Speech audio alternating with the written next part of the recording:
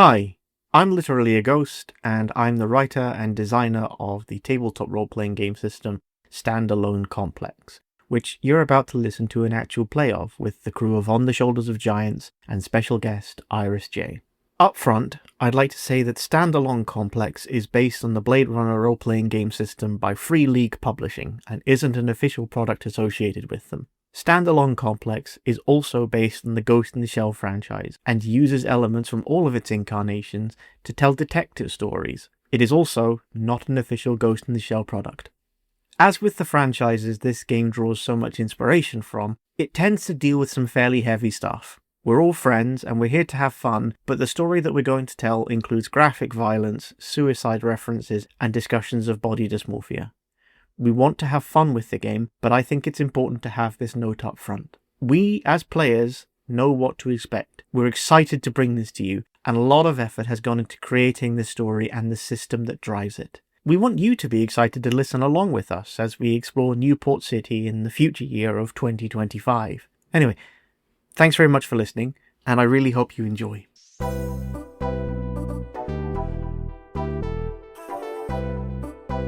All systems nominal.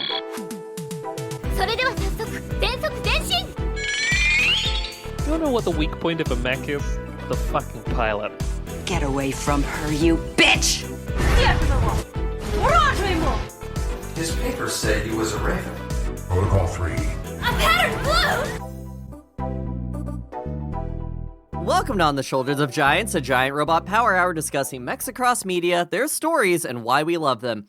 I'm Alice, and I'm joined by Brian, Niko, special guest Iris J, and our storyteller for this game, Ghost. Hi, Ghost. I'm gently holding your hand and shaking it. Are you excited for today? I really am. A lot of people talk about GM Fiat, but I'm really more of a GM Ford kind of person. Nice. I'm leaving. I gotta go. This will be our last of the actual play sessions of our Ghosts in the Shell role-playing game, Standalone Complex. With that, I'm going to throw immediately to Ghost because they have some great backstory for us. Backstory, aka what happened previously. Yeah, walk us in, Ghost. Welcome back to Standalone Complex. The team of Section 8, there's Arn, Bruno, Rika, and Sershi, are currently dealing with their first gig and have ended the first day with some successes, but have managed to raise more questions than answers. The apparent suicide of a member of the Ministry of Defense, Minister Aragaki, has sparked a race to find a mystery man before he could kill again. When it was discovered that the mystery man had deployed a weaponized memory, complete with a full sensorium of feedback to make the memory feel like it was being lived in that very moment, things suddenly became much more complicated. Viewing this memory after the event revealed the dangerous past of international espionage and illegal military activity. The sheer amount of data being saved would have required someone with exceptional sensory capabilities, medical implants to store the data in a prototype data lattice format, and an encryption and compression algorithm that was second to none. Further investigation revealed the hand of someone called the Future Planning Committee, a group of 5 people, 2 of whom are now deceased. Shortly after killing a second member of the Future Committee, the squad arrested the mystery man. Junpei Ito was taken into custody and interrogated, and charged in connection with the murder of Minister Aragaki and Praveen Singh, likely the government sponsor of the illegal operation and the man responsible for the creation of the data lattice. Junpei used the details of Hanbei Arakida, Ren Arakida's son, to gain access to the building that Praveen Singh was in. Junpei is one of the 3 people that survived the mission that went so wrong, with Ren Arakida, the captain of the squad, and Toro Hishino, who has since become Rina Hishino, being the others.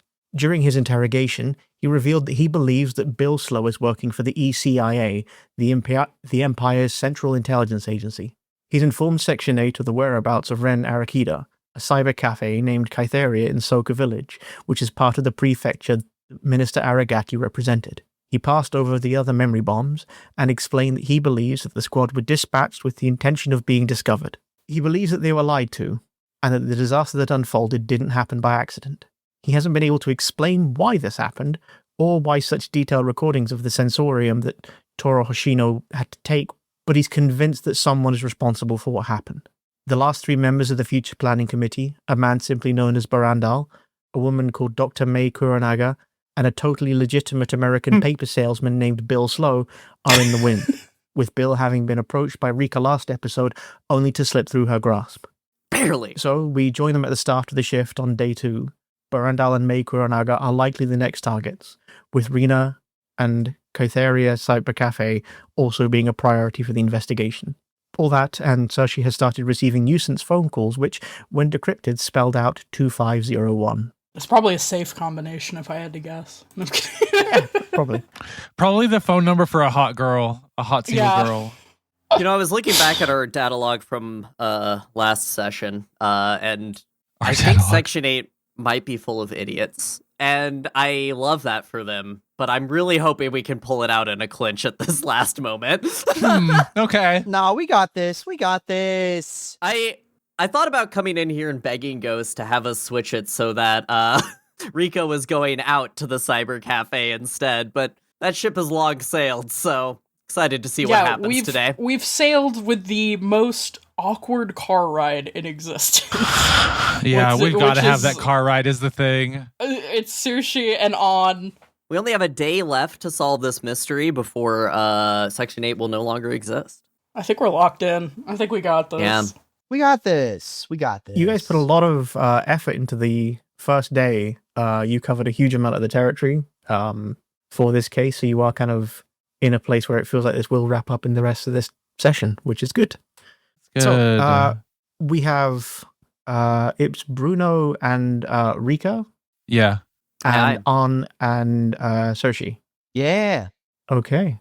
I'm just going to pair you guys up in the little tracker thing that I have here. This tracker has been keeping tabs on where everyone is so that when people finish up a session, so when people finish up a shift, they can move on to the next location. Is this some sort of surveillance? Society kind of built out of solid states. Who knows? What's the composition of this? A liquid, a gaseous? Oh, no. Buckminster Fuller, I would say, but yeah. I think we'll probably have Rika and Bruno first. We'll wait for the horrifically awkward drive out to a cyber cafe till a little bit later. What are you guys up to? Currently sitting in the car headed to where we thought we had a good key-in on Dr. Mai, who is our easiest person of interest to put into protective custody. Currently, Rika is longingly gazing at a photo of her daughter and husband on her phone while listening to whatever it is that Bruno has chosen to play on the radio. It's this really classic retro vibe. I think it's Ellie Goulding. The oldies. The oldies. My favorite joke in any future media, I must say. Yeah. It's 2025 in this game? Yeah. Yeah.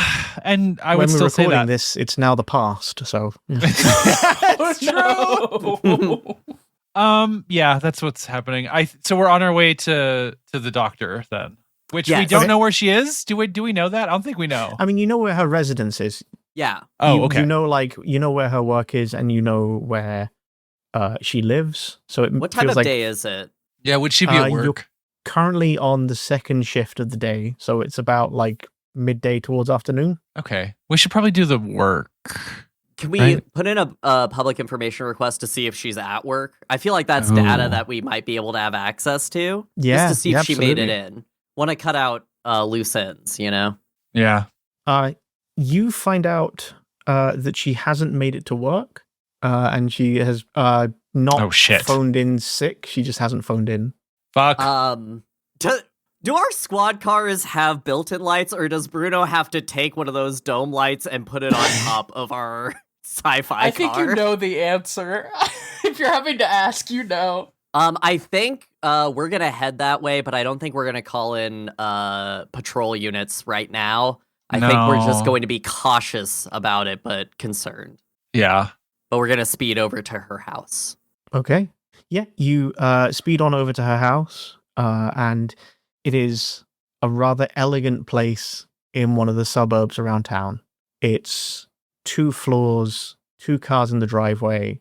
The lights in the ground floor are on.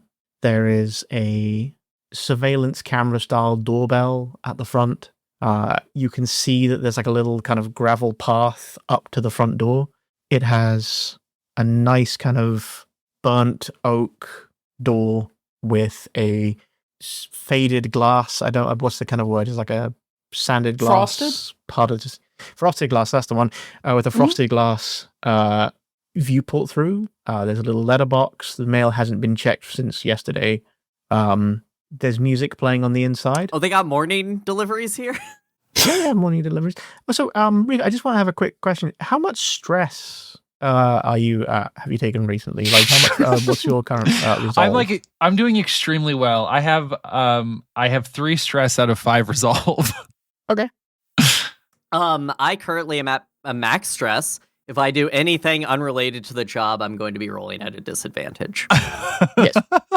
Cool. I'm sure that's going to be fine. Rika, you still have your shotgun. Yes. You didn't check that back in, so that's still something you have access to. Okay. Well, okay, can we...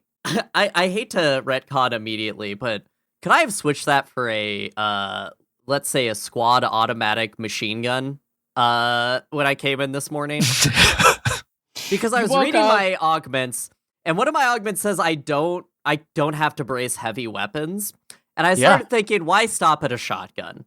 I don't think I turned the shotgun in. It's still in the car. But I would like the option to have either in this moment. Yeah, you can absolutely do that. So that's in the trunk, but I'm taking the shotgun with me. Okay, got it. In case you need to escalate. Big golf bag of wacky firearms. Yeah. I think this She's fits like a Walt at 9 the end iron. of Breaking Bad. She has that thing that like pops it up and like rotates it. just getting up and screaming, accuracy is for dorks. You don't need to aim if you just shoot enough bullets. Yeah, we're knocking. Actually, hold on. Yeah, I was gonna say, should be skulking. I don't think we're that suspicious yet. Also, my question was, what's our vibe? We've never worked together. Who's doing the talking? I feel like Rika would insist it being Bruno. Okay. Like, I'm better at it. I just don't know that automatically means that that's how it would go. You know what I mean?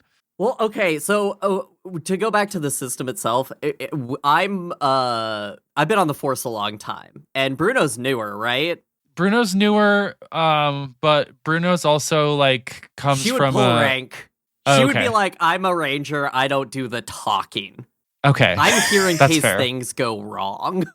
Cool. But also, I think she'd be like, "I think I'm gonna go around back, Bruno. Something's not right. Okay, just in case." Yeah, that sounds good. Keep your comms on. Will do. Not gonna record any footage of my hands though. Don't ask about it.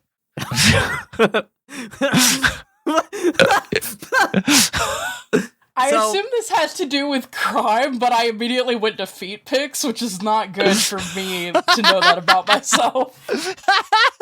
Do not bring in feet I don't love pics, that. please. Bruno on the Peggy Hill magazine cover arc. Okay. Rena, you head around like to the side. There's a gate into the backyard. I assume you can very easily just jump over it if you wanted to, or you can like open and close it. She's gonna jump this one. Yeah. Just pull How many herself needless over. flips do you do? I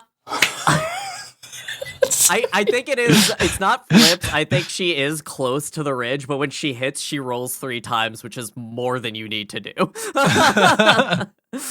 Yeah, that's that agility booster and the sort of impact compensator both coming into play there for you. Oh yeah, I'd be great at ballet. Yeah, you make it across perfectly safely and easily. You're round the back of the house. You can see that there is a small sort of summer house, like a sort of like little conservatory attached to the back of this place. It looks like Dr.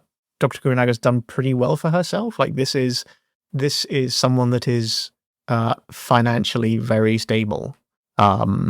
One of the things that you notice is that there's a selection of like plastic children's toys scattered around on the patio. Rika immediately thinks to herself, my kid would never have this many toys.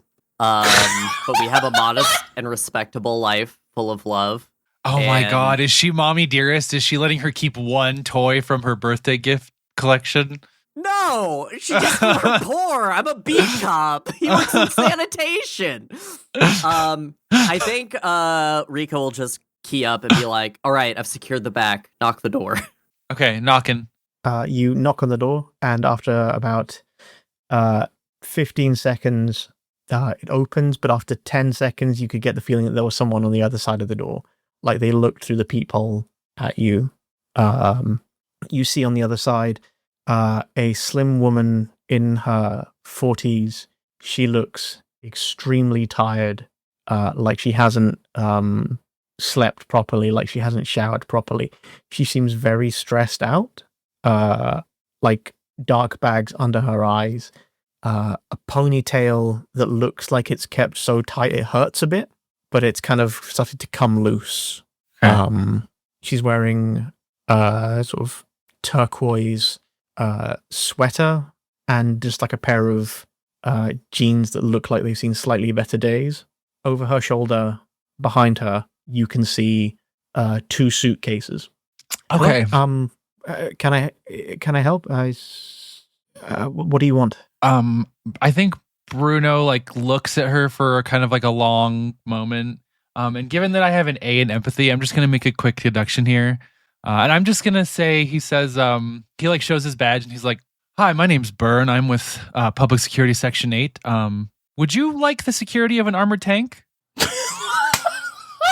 Seems kind of surprised by this offer. I mean, it's a hell of an offer to get, but she looks at you and then looks over her shoulder, like into the house, and nods her head. Oh, okay.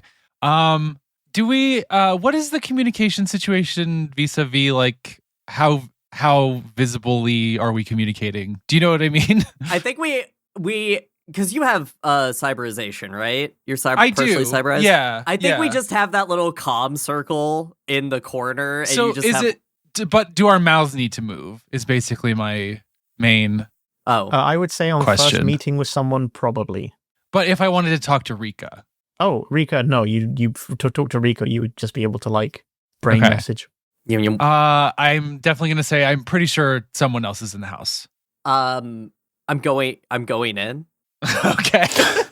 Okay. Wait. I think Rika would be like, "There's kids' toys. Ask her where her daughter is." Assuming it's a daughter, because she's Rika. Assuming it's I have a daughter, so I imagine everyone has been issued a daughter. All characters are assigned daughter. I think I As just say someone with no interiority. well, so I say that to Rika. I'm also gonna call the Tachikoma in.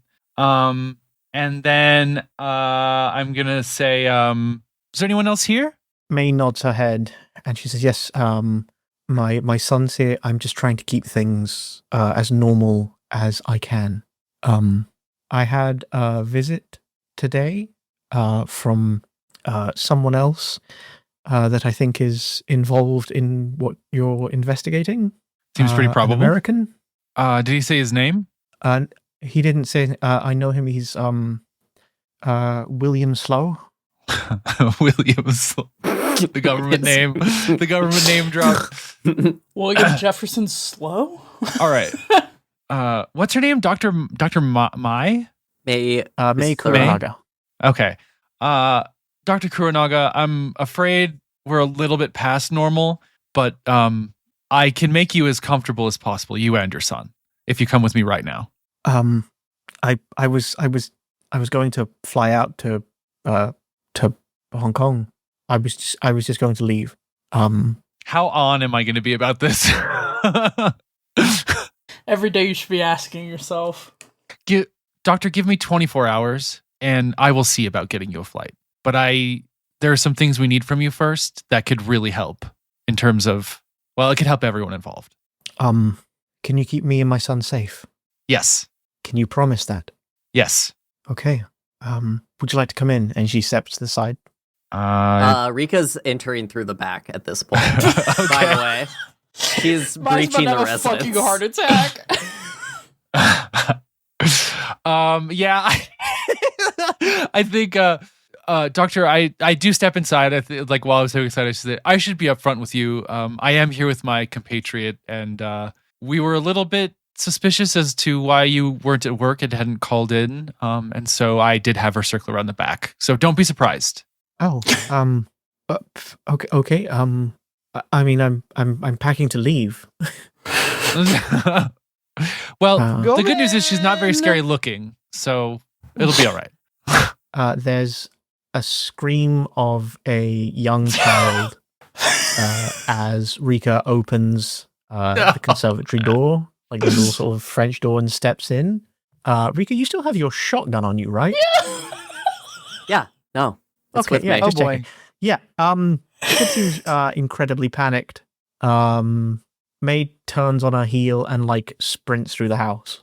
I already know what this is. I'm just gonna follow and try not Just to flashing be. her badge at this kid like it'll work.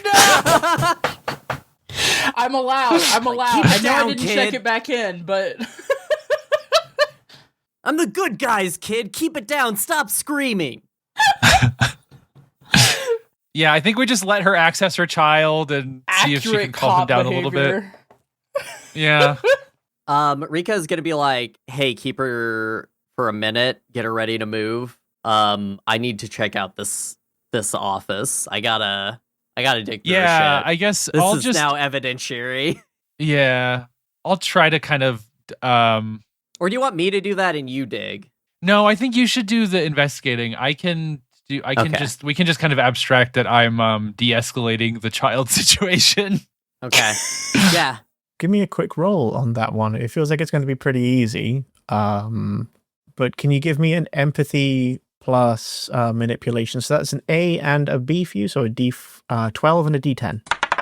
I did get a 9 on one of Yeah. those, so Great, yeah. The kid's obviously very scared, but like they're young enough that when it's like, oh, the police are here, that the police are always here to help. Mhm. That's kind of their default.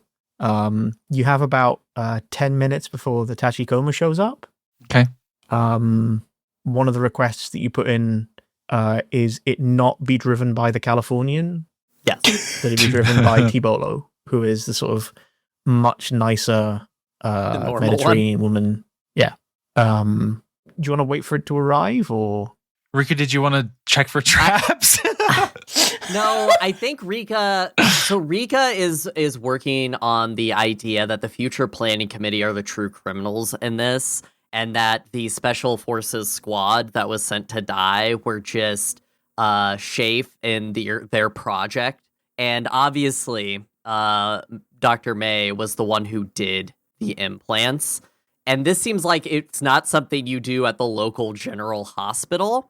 I think as part of the future planning committee, she might have something in that office that might be used as evidence for us to pin this on her. So Rika's going to spend that 10 minutes just trashing that room. Okay, I have a pitch for what I could spend 10 minutes doing. This is a little bit wormy, so let me know if it's going to work. I have a thing on me. I have that thing on me. I have a chef's knife on me, which I believe the rules say that if I can like justify using it in something, I can use it to get rid of stress. yeah. Can I like make the kid a snack with my knife? And Yeah. hell yeah. Can I use Absolutely. your bougie kitchen? This bitch has 3 kitchen aids that she never uses. Does she have one of those double ranges? Oh my god. Yeah, I think that's lovely. Like there's a good amount of food in the refrigerator. It feels like there was a shop done like pretty recently, and the plan is grab essentials and get out. I think when Praveen Singh was killed, that was really the moment for her to go, that's Okay. it, we're out, we gotta go. This wasn't an accident. I know what he could make in 10 minutes.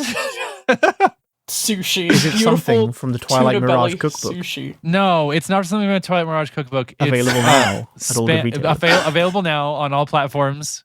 Never not plug-in.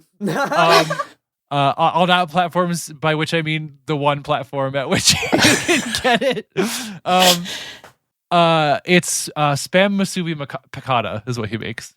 Ooh. She's. Man, Yeah, I nice. know she has capers. I know I know that she has spam because it's like travelable.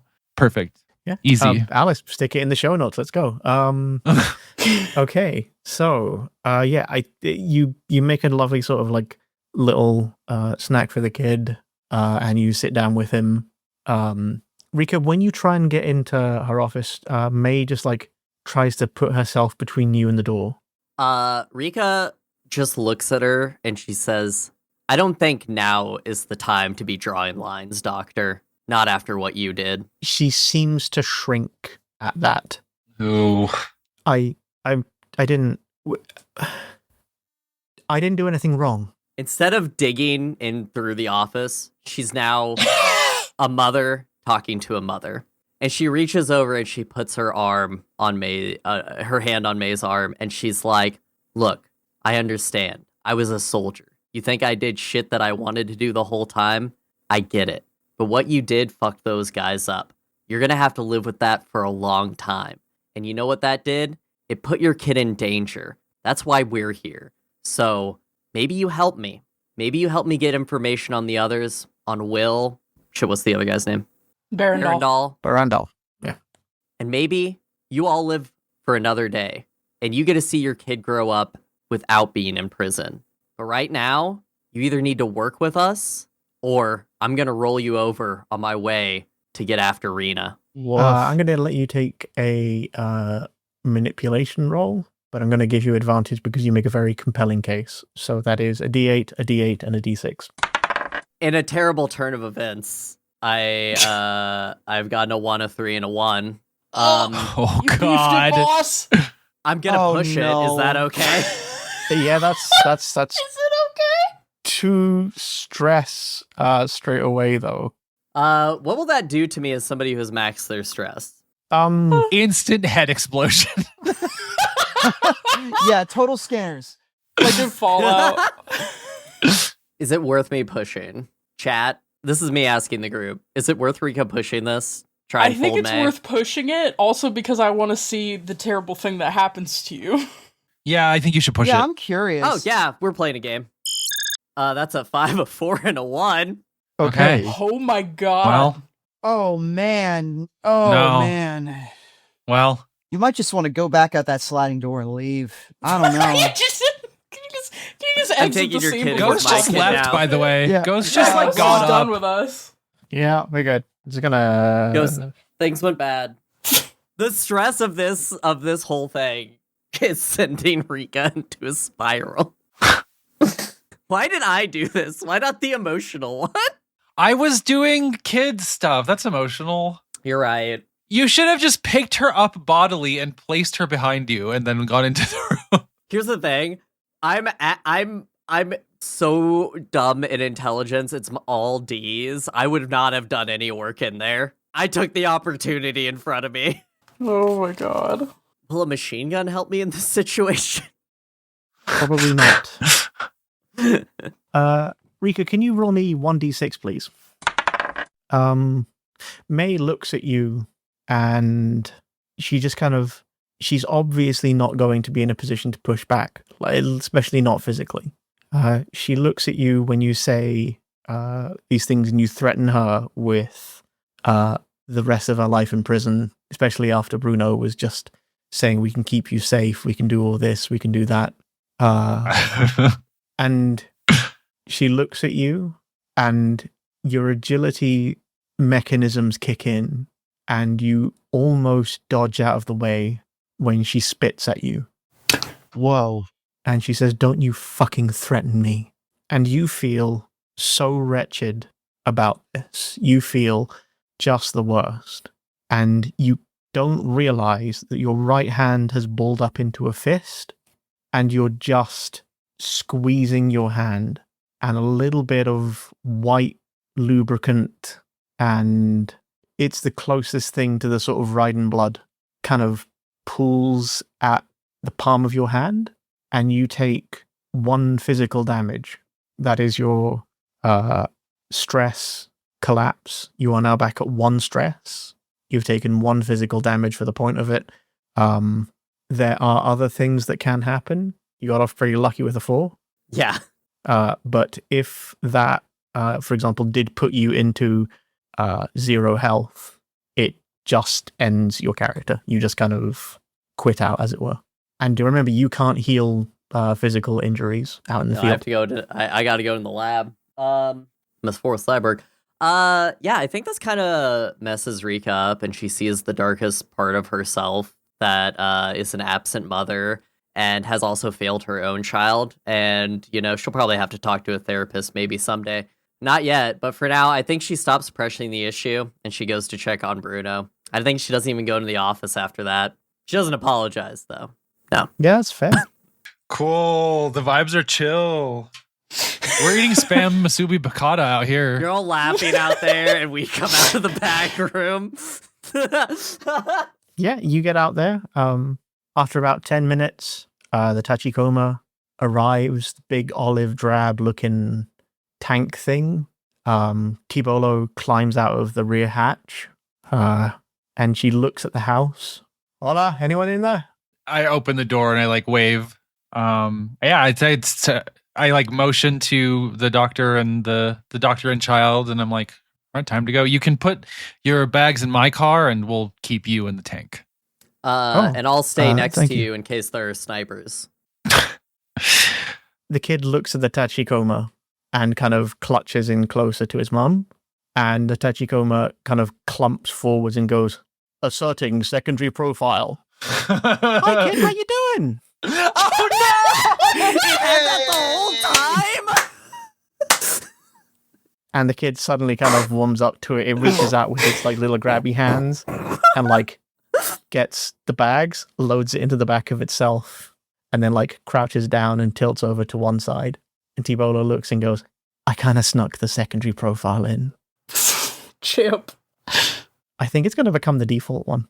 It's a lot more pleasant, that's to be sure.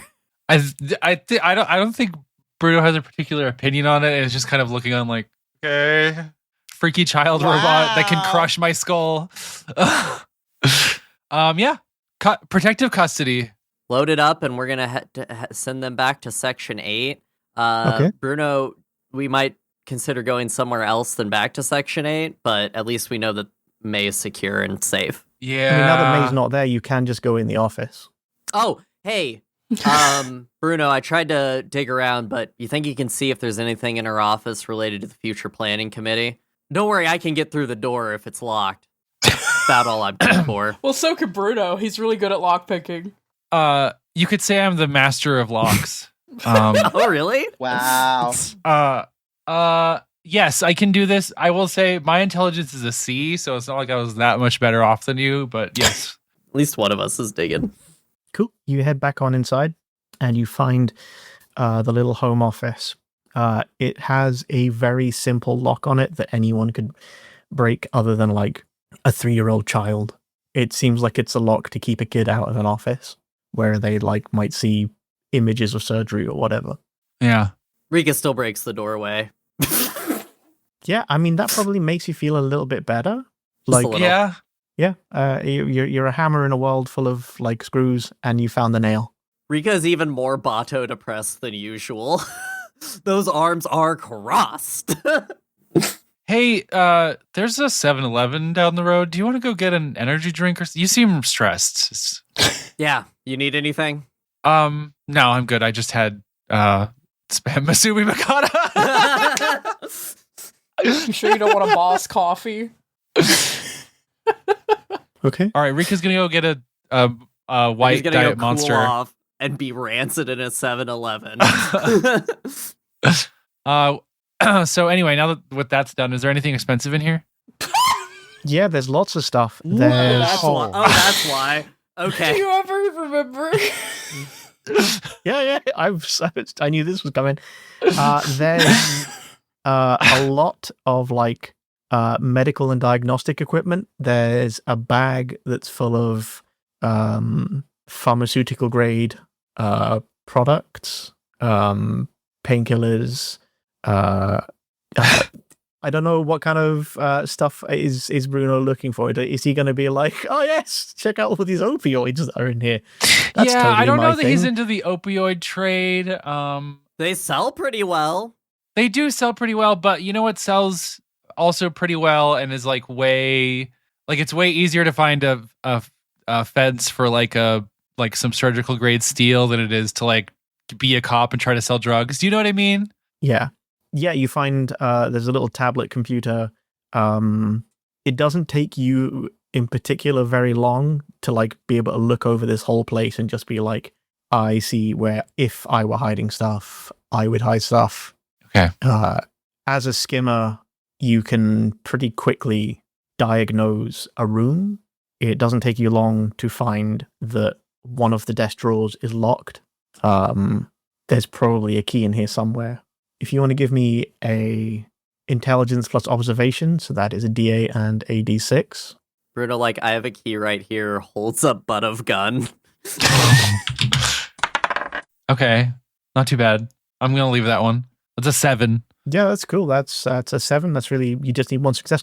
You find a key, stick it in the drawer, open it, and inside there's just like a selection of papers, all kind of in little vertically stored manila folders. They have a bunch of different names on them, and one of them stands out to you as T.Hoshino. Okay. And that is one of the people that was in the job that was done by the Future Planning Committee. Yeah. Was that Cambodia? Korea? North Korea. North Korea. Okay. Toro is now Rina. So many photos of that in the group chat. Yeah, you manage to kind of break through it, and very quickly you see that there's like a psychological breakdown, there's a physiological breakdown, there's huge amounts about how Hoshino has what seems like damn near extrasensory perception.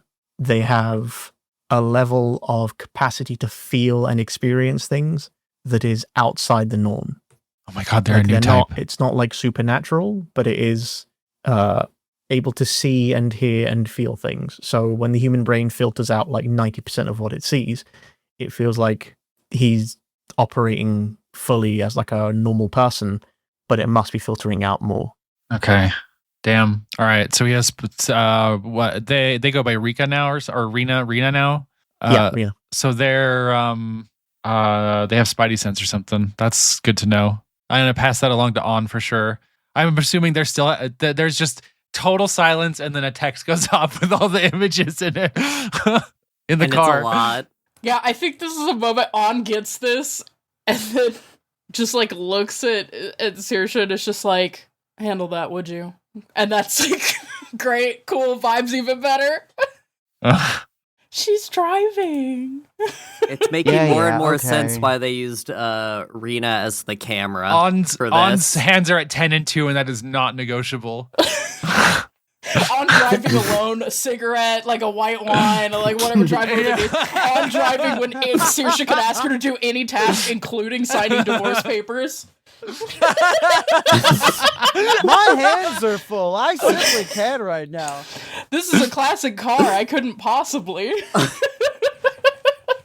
Jesus Christ! All right, that feels like an achievement. I think we can move on. Yeah, I from think this. we'll eventually wrap up. Rika will come in and be like, makes sense why the lattice worked so well on Toro. They had super senses, good data, I guess. This is weird, right? All this stuff is so weird. I mean, like, weird in what way? They were collecting data. They used soldiers to get it. Maybe how they went about it is weird, but it's no different than any other experiment they send soldiers out to do in the field. Just this time they didn't want anybody to know about it, and yet here we are. Yeah. Also, have you been watering On's plant? She wanted me to ask. Yes, the plant is fine. It's actually a succulent, so I've only needed to water it once, but Oh, she made it sound like it was something that was very easy to kill. She says she's gone through like 15 of them. Canonically, when you got there, it was yellow, and On might have thought it was supposed to be that color. Oh my god. But yeah, we're gonna head to something. We don't have a lead on Barandal yet, do we? No. So yeah, what we that's could something do to think about. For Between that and we could Bill go Slow. to On and Saoirse, but when we come back, I think you could do one of us could do Barandal and one of us could talk to I could actually interrogate the doctor back at the HQ or whatever. Yeah, for our next shift, we'll head out to back up the others since we don't have a good thread here, but I think that'll be the end of our shift. Cool. Oh, and Rika Okay. did bring you salmon roe and 2 large coffees. Oh, not all heroes wear capes. Are those for cyborgs or? Yes, the large black coffee says on the side for cyborg. It's also He drinks it piss anyway. yellow. Oh. Lovely. Okay, gross. Rika, could you just real quick before we move on to the other team, could you give me a quick D8 and a D6, please? That's empathy plus insight. No, it's fine. You know, you can't just say it's fine instead of rolling the dice, right? It's a 1 and a That's 2. a 1 and a 2. That's fine. Don't worry about it. Whatever it was is probably fine. I miss my daughter. Okay, Rika well, is between shifts, not doing great. between shifts, you heal back 1 stress, and you can probably sit in your car and like just kind of look at the picture of your kid and use that to kind of just regain another point of stress, which will get you back up to full. Just sit in your car, look at the picture of your kid, hit the vape, and eventually. The vape also says for cyborgs, just to be clear. On and Saoirse, you are driving along to another part of town where you will head out towards Soka Village and Kytheria Cyber Cafe. While you're driving on, you get a phone call. It is from your current but presumed future ex-wife. That's such a situationship. Current but presumed future ex-wife. On cuts her eyes at Saoirse for a moment, and then I think is gonna take it not on speaker, but just kind of is like, taps, takes the call. Akane, it's been too Hi, long. On. Did you send Saoirse to a dangerous situation by herself?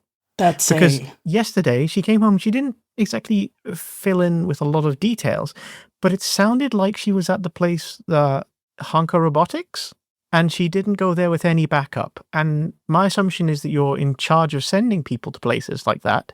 So did you send her to somewhere with a dangerous lunatic by herself? I've been tasked with directing a force that apprehends dangerous lunatics. At Yes or times, no? Please, people just pursue yes or no. leads. I Did you don't send her there? know how you can expect me to distill it to something that simple. Okay. In that case, I'm going to distill this to be something very simple indeed. Sign the fucking papers, or I'm going to make it stop being no fault. Sign the fucking papers, And and what the next time evidence you would talk you to me is going have? to be through a lawyer. I'll take it under advisement. And Anna's gonna If hang you up. put her in danger again... And I think, obviously, I didn't take that on speaker, so Saoirse only heard Yeah, my no, it's side a of the really cool conversation. vibe and a fun conversation. But definitely heard, hello, Akane. We pursue dangerous psychopaths. It's a complicated issue. Goodbye. And On is just trying to stone face through it. What was that? My wife? No, I think you'll find it was my wife. Ah. Okay. Yeah. All right. Well, this ride can't get much more awkward. She talked to you about signing the freaking papers, didn't she? I want to No, be clear she- here. Look, before you go further, let me just be clear here.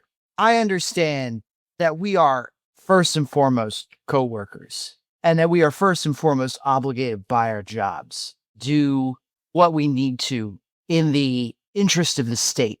That said, when I go home yesterday and I tell her, yeah, we helped, I was out in the field, and she knows what I do. She knows I am the gal who does not go out in the field. She's gonna have questions. And while I know things haven't been easy between us, I want to believe that you sent me out there because it was the right call and not because you want me to get turned into street pizza or something.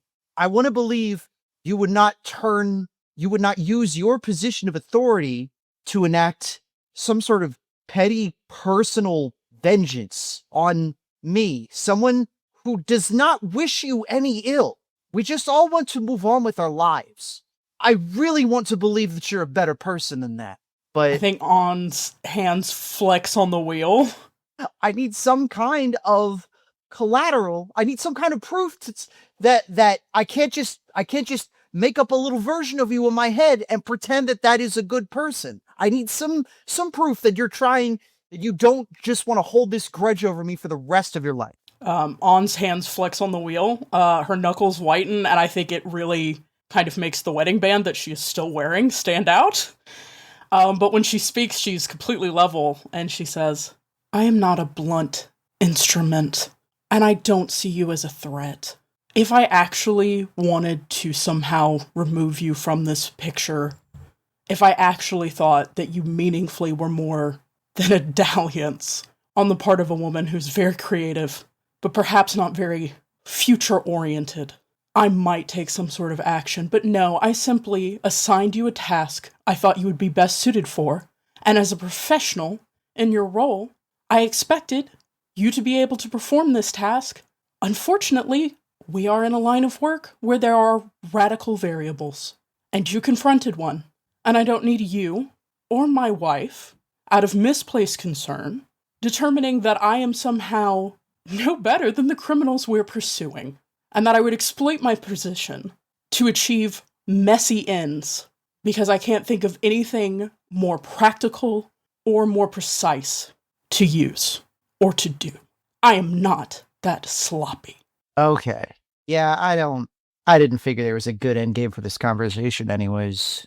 Then perhaps Are we there yet? we should ride in silence. You can see the GPS. Sorry. Playing On is one of those things that, like, makes me feel, like, awful, but I'm just like, all right, here we go. Okay. You head on out. It is the second time in 2 days that On has made this trip out to this little town. It is a small former fishing and farming village that has kind of made it almost towards being a town. Then World War III happened. A lot of people moved into the city after moving here very briefly. It hasn't had the same level of recovery that everywhere else has had, because a lot of sort of micro machines that clean the radioactive waste out of the city haven't been dispatched here. They're also not great at cleaning stuff out of water. So it feels like a lot of the economy in this place has really suffered.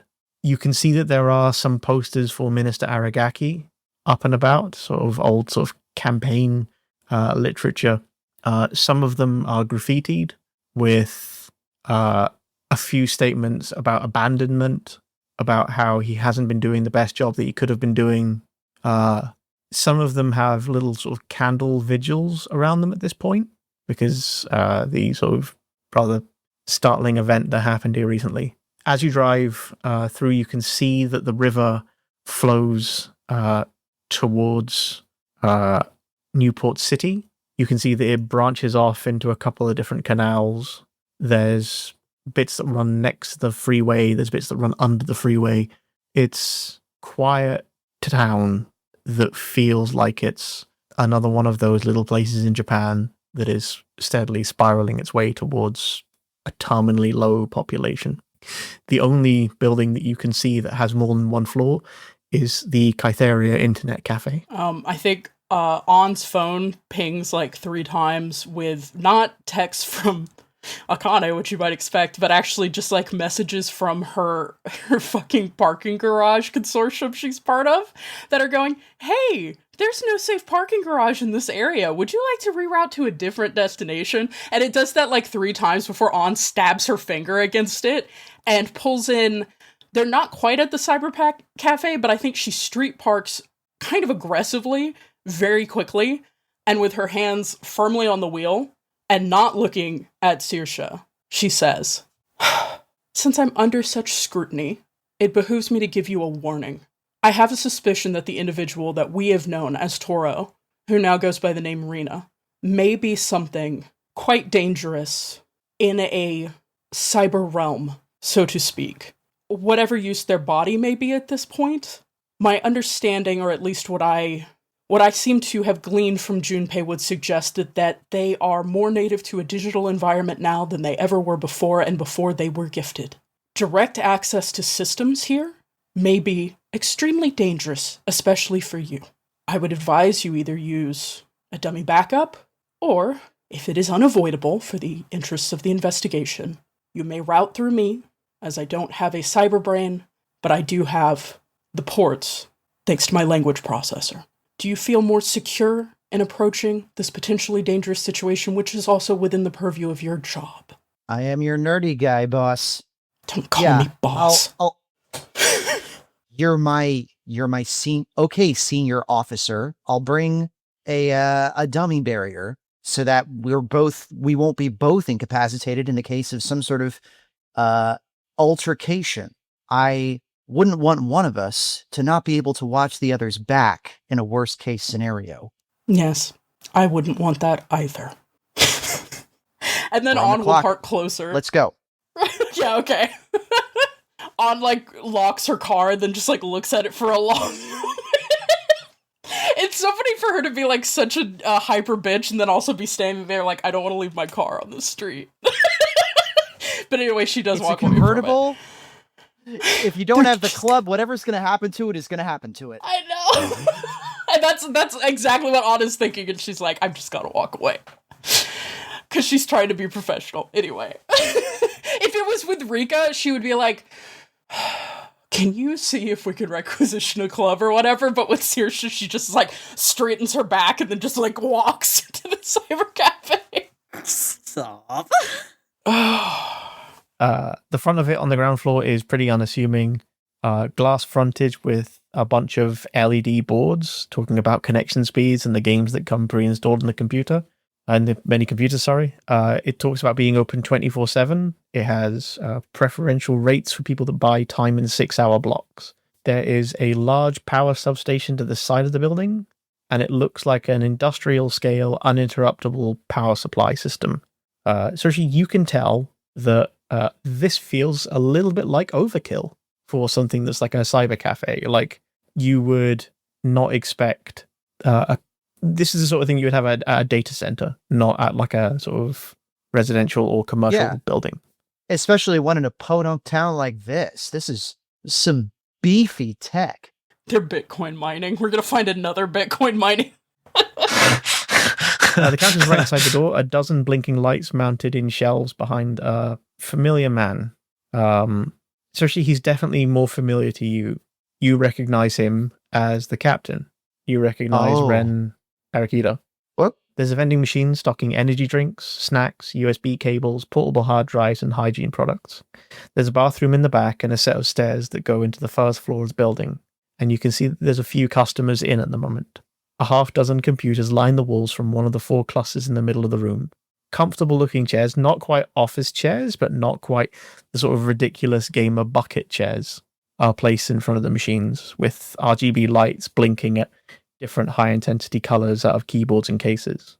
The specs on the devices are maybe a little underpowered, but there's a few people in at the moment playing with a bunch of different games. Rise of Champions, League of Kings, Veil of Heroes, MMOs and various grind fests, first-person shooters, and cameras pointed out of the screen while people hang out in calls for hours at a time. There's a set of stairs behind a beaded curtain to the back right of the room. The little sign above it that says staff only leads downwards, and there's a door to a single unisex toilet. Another door that says staff only behind this point. The guy behind the counter perks up and takes the measure of you. He seems to tense as the pair of you give off cop vibes. No, it's not cop vibes. We're just in a weird situationship, I swear. Well, so the thing is here, not saying this saying this on the meta level, this is a situation where we're definitely not regulars in this village, and we definitely don't look like people who would come to an internet cafe. So either we have to be upfront with what we're all about, or we're going to have to tell a real doozy to get this guy to not immediately pull a shotgun on us. Don't worry, it's me, the doozy teller. Right. Yes. They call me the doozy teller. I do think so. On looks at Saorise for like a second.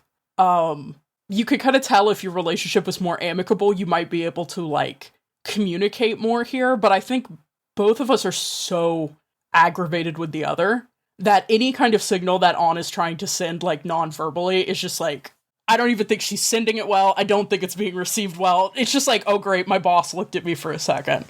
And On click-clacks up to the desk in her heels, and puts a hand on it lightly and says, I see your rates for hourly use of the internet. What is your encryption like? I badly need to send a report, and there is nowhere else around here that is fit to purpose. The owner of the place, Ren, looks at you for a moment. He just kind of tilts his head and goes, I think you have to kind of bring your own. We tend to do, if people want to install anything, we can do that. It's mostly SSL kind of standard stuff, I think. Can I help with anything? The immediate sense that you're getting is that this is not the dynamic man from the memory recordings that you have. Something has happened to him that has slowed him down significantly. And I think On would have, because On shared the recording of her interrogation, so I think it would be known to the team that Junpei had mentioned that Rin was in a ghost dubbing setup, and Junpei pulled him out, potentially at the wrong time. And Junpei at least gave the impression that he had harmed the captain in some way through that process, or like the captain had been harmed in the ghost dubbing process. So like, I think On is approaching this fairly delicately, and I think Saorise would know why if, Saorise recognized this person. But she's still being kind of officious and businesslike, and she glances back at Saorise and is like, did we bring encryption? I'm gonna say yeah. Yeah, I always bring encryption. Are you kidding me? Why would I know that? And she looks back at Ren in this kind of confiding way and is like, I'm sure it's more your crowd, but I can't make heads or tails of this tech stuff. Does she need to work with someone here? Do you need to assist her, or how can we implement this? I'm on a time schedule, which is fairly tight. I mean, if you just tap a card on the machine, you can buy an hour, and you can just have any of the machines that people aren't using. So this is when On opens her purse and she pulls out her ridiculous, over-engineered, perfectly minimalist little wallet. It holds like 3 cards. And she opens her stupid little wallet and she takes out the department spending card for a second. Because that's her habit when she does any kind of spending on the job. And then she goes, oh, no. And then she'll pull out her personal card. You can see that he's seen the department card. Yeah. And, there's a little bit of tension in him. On tries to diffuse it by kind of laughing a little bit and goes, when you get yourself into a difficult situation, the department doesn't exactly want to cover your expenses. It's all a little ridiculous. I don't even know why I took this job. I mean, if it's just a quick thing you need, no charge. How about that? No, it's all right. And she presses her card to the reader while, barreling him. Friendly smile, but, making eye contact that's kind of almost intended to unsettle him worse.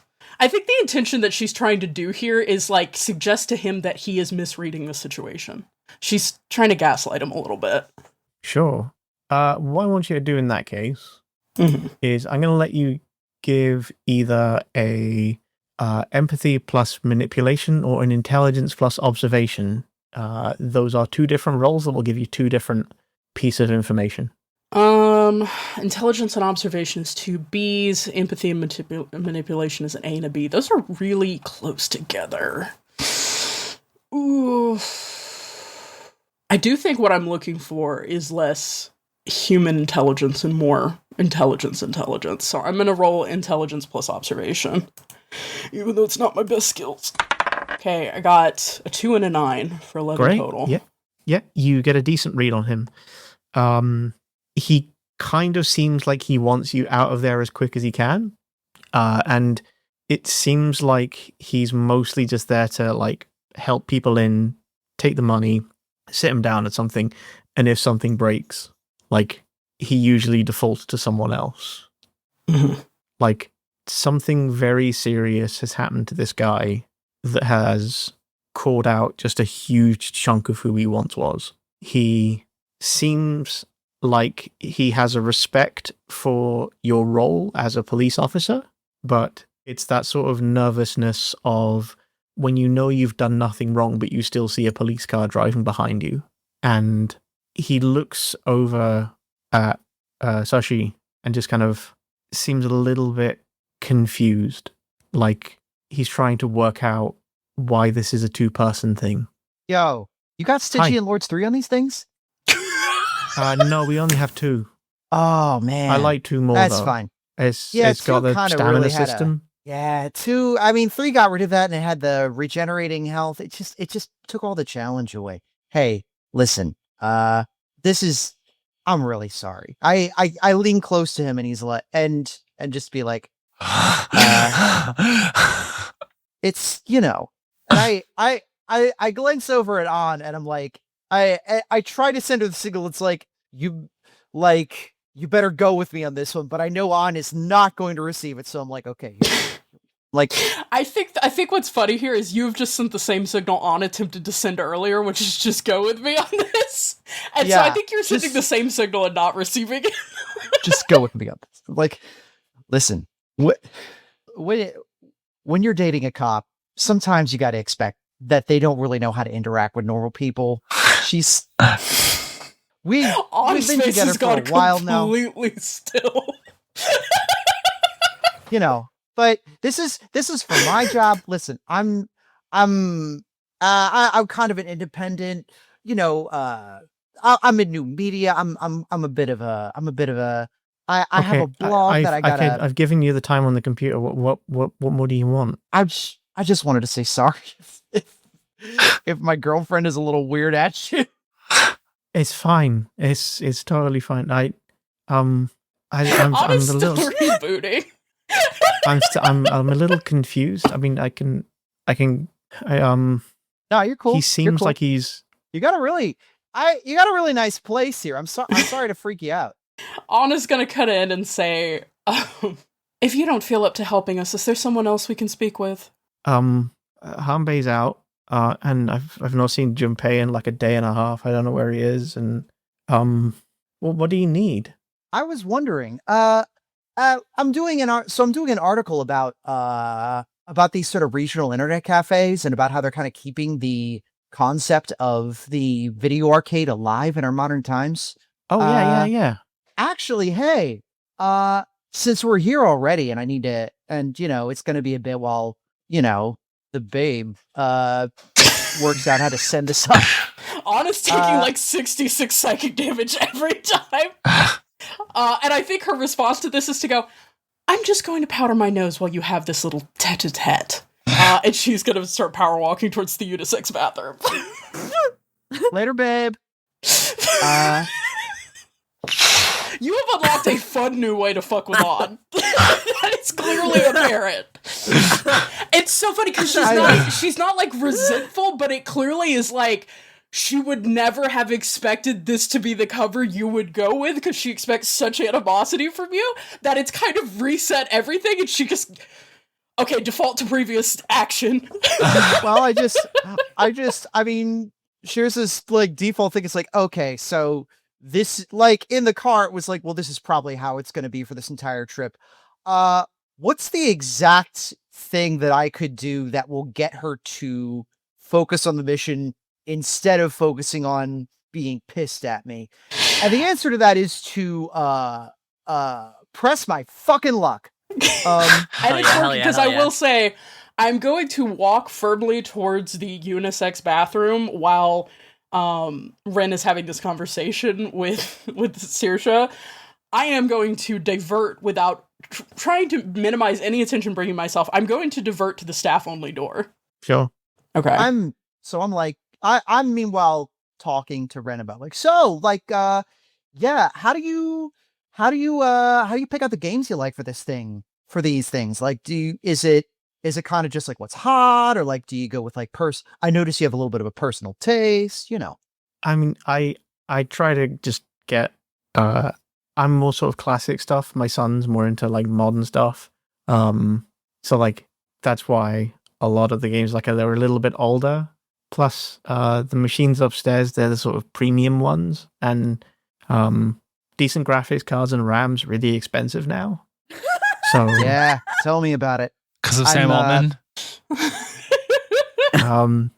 yeah, it's a nice little town, and like it's town's got problems, same as anywhere else, but people here try to fix them, and like the little a cafe like this keeps people connected.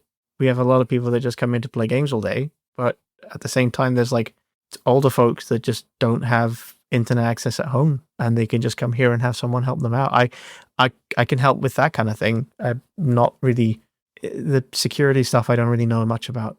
I'm so glad for like great. no knock rating this like perfectly nice community resource. I love to be a cop. Hey, it's a generational operation. They're helping the community. Oh man, this is great. This is a human interest angle for the article. It's going to be great. Well, we didn't get any help from like Aragaki. Oh yeah? Like he's the minister from around here, and he died yesterday. I think he died. Did he die? Something happened to him yesterday, and like. You mean this isn't like? I thought that I figured you went to get some sort of help from like the local. Aren't we supposed to be? Isn't this like a? Nuh-uh. Everything that's like not direct from the government, we have to do ourselves. My friend Junpei, he's my buddy. He used to be in the army or something, and yeah. He has like set up bags of coal in the river to filter out like the bad stuff, like the particulate, and it actually works to keep things clean. And he's also like at the other end of it, he's put down like boxes with clams in them, and if the clams are open, that means the river's clean, and if the clams are closed, that means the river's dirty, so you shouldn't fish in it. That's what he does. And like, I don't like Aragaki, and I'm kind of glad that he's dead. Like, he was never going to face any real opposition, and like, people after the war, people didn't want things to change. People wanted things to just like line up and make sense, and they wanted people to start making sense again, and they wanted things to start making sense again. And like, I don't know, my memory's not so good. I don't know why my memory's not so good, but like, I think so. Like, I told you about my friend Junpei. He put like coal bags in the river to try and like filter some of the bad stuff out. Yeah, I'm like scrappy community of individualists making it right with the help of. Who'd you say? How did you two meet? Actually, I'm really curious. Well, he was in the army, and we're both from this town. We're both from this village, and like he was in the army, and like sometimes I have dreams that I was in the army, but like I would remember if I was in the army, and like that I just have dreams sometimes, and like my memory's not great. He's a good friend of mine, and I have like other good friends in town. Like Rena's a really good friend of mine. Rena, did she help you? Did she help you build this place too? No, Rena's a really good friend of mine, and Junpei's a really good friend of mine, and like they're both really good friends of mine. Cool. Is there any way I could maybe talk to them a little for my article as well? I can give you Junpei's phone number. Okay, that's a start. And he like writes it down on a piece of paper and passes it over to you. And like, heck yeah, you can email Rena. She doesn't really do phones anymore. Okay, I can actually get on one of these computers and email her right now. Yeah, sure, that'd be great. Awesome. Hey, thanks. I really appreciate you helping me out. Sure. He writes down like an email address. It is a scramble of letters and numbers. It looks like it will turn into an email address if you type in. Like there's a app, there's a domain, there's a. Awesome. Yeah, cool. Let me log on right over here and get and drop her a line. And hey, your phone number too, just so I can like check back in if I need any more. If I need to talk to you again. Sure. And he writes down his phone number, passes it over. Hey, thanks so much. This place is really cool. I really appreciate it. Thanks. What did you say your name was? Oh, my name's Shaban. Oh, okay. Thank you. And he like takes it and just kind of writes that down. He kind of stares at you like he's trying to commit to memory, and you have a feeling that it's probably not going to commit to memory. Yeah, I'll send you a link to my blog later. I'm really I I'm really excited to feature places like this. The article I'm working on. So yeah, cool. Yeah. Cool. I'm headed over to a computer and Wasn't there someone with you when you came in? oh yeah, my girlfriend. You know, she Where did she go? kind of takes a while in the bathroom. Oh, It's, okay. uh, Yeah. Women, am I you know. right? I don't know. It's a personal matter that I really shouldn't talk about. But Okay. I don't need to know anymore. That's fine. Saoirse pretending to be my girlfriend and then IBS, but Yeah! listen. It's like you're gonna He said, come "The out less I telling know about people that honest." relationship, the better." And honestly, same. He may have brain damage, but he's not a dummy. So how is it in the staff only area downstairs? Yeah. What I think Probably normal. I would like from you is I would like a intelligence plus tech roll or a agility stealth roll. I'm gonna do an agility stealth roll because my intelligence plus tech is. Oh, actually, agility plus stealth for me is worse than intelligence plus tech. That's a fun thing I'm learning about myself. So yeah, I'll do an intelligence plus tech then. Okay. I assume this is like staying out of the view of cameras or whatever. No, this is recognizing what you find. Oh, that makes sense. D8 and a D10. Got a 9 on the D10 and got a 6 on the D8. Okay, that's 2 successes. Congratulations. That's really good. Nice. Yeah, you sneak through the beaded curtain and make your way downstairs. This stuff doesn't really come from your roll. There is like a shitty coffee machine. There's like a little vending machine, a couple of lockers. Far off in the corner of the room, there is a pair of desktop computers next to each other, 2 monitors, and like 1 mouse. There's a couple of keyboards. It looks like it's 2 different systems that have been wired into a single one. The thing that comes from your role is you recognize that someone has done really serious retrofitting work to the chair. There is a headrest, and the headrest has 5 skulljack ports sticking out the back of it. That is enough for really serious like data transmission. You know, most of the time it's just 4, but there is a 5th one that goes into like a broader slot. You could sit in it. You could access the files from there. There is, it looks like a VR helmet, but you know with that tech roll that it's not a VR helmet. That is a homemade hacker-built ghost dubbing machine. Yeah, I think on stands they're evaluating this, getting the very distinct impression that they have accidentally swapped jobs and that the person who should be downstairs is Saoirse and the person who should be doing the goofy distracting someone with the social ruse is her. It keeps happening to this group. I don't know how this group keeps sending exactly the wrong person to every job. Whose fault is that, miss? I'm gonna pull out the company car in front of the guy. Listen, she doesn't like to file expenses. She just prefers to. I'm kidding. wow. I think On is going to creep back up the stairs, and this is the dumbest maneuver in the world. Transpositioning jutsu? Yeah, we're just gonna do the no. I think On is going to try to breeze out of a bead curtain as subtly as you can, walk firmly over to Saoirse and be like, "They have a really great fragrance on the hand soap. I think you should wash up after the meal we had in the car, my dear." Congratulations, you guys. This is off. This is on full. Yeah. Hey, I've got an email loaded up. Could you I actually really do have to go. Would you mind just giving it a quick proofread for me before I get back? And I have just some lorem ipsum bullshit typed into the body, but I have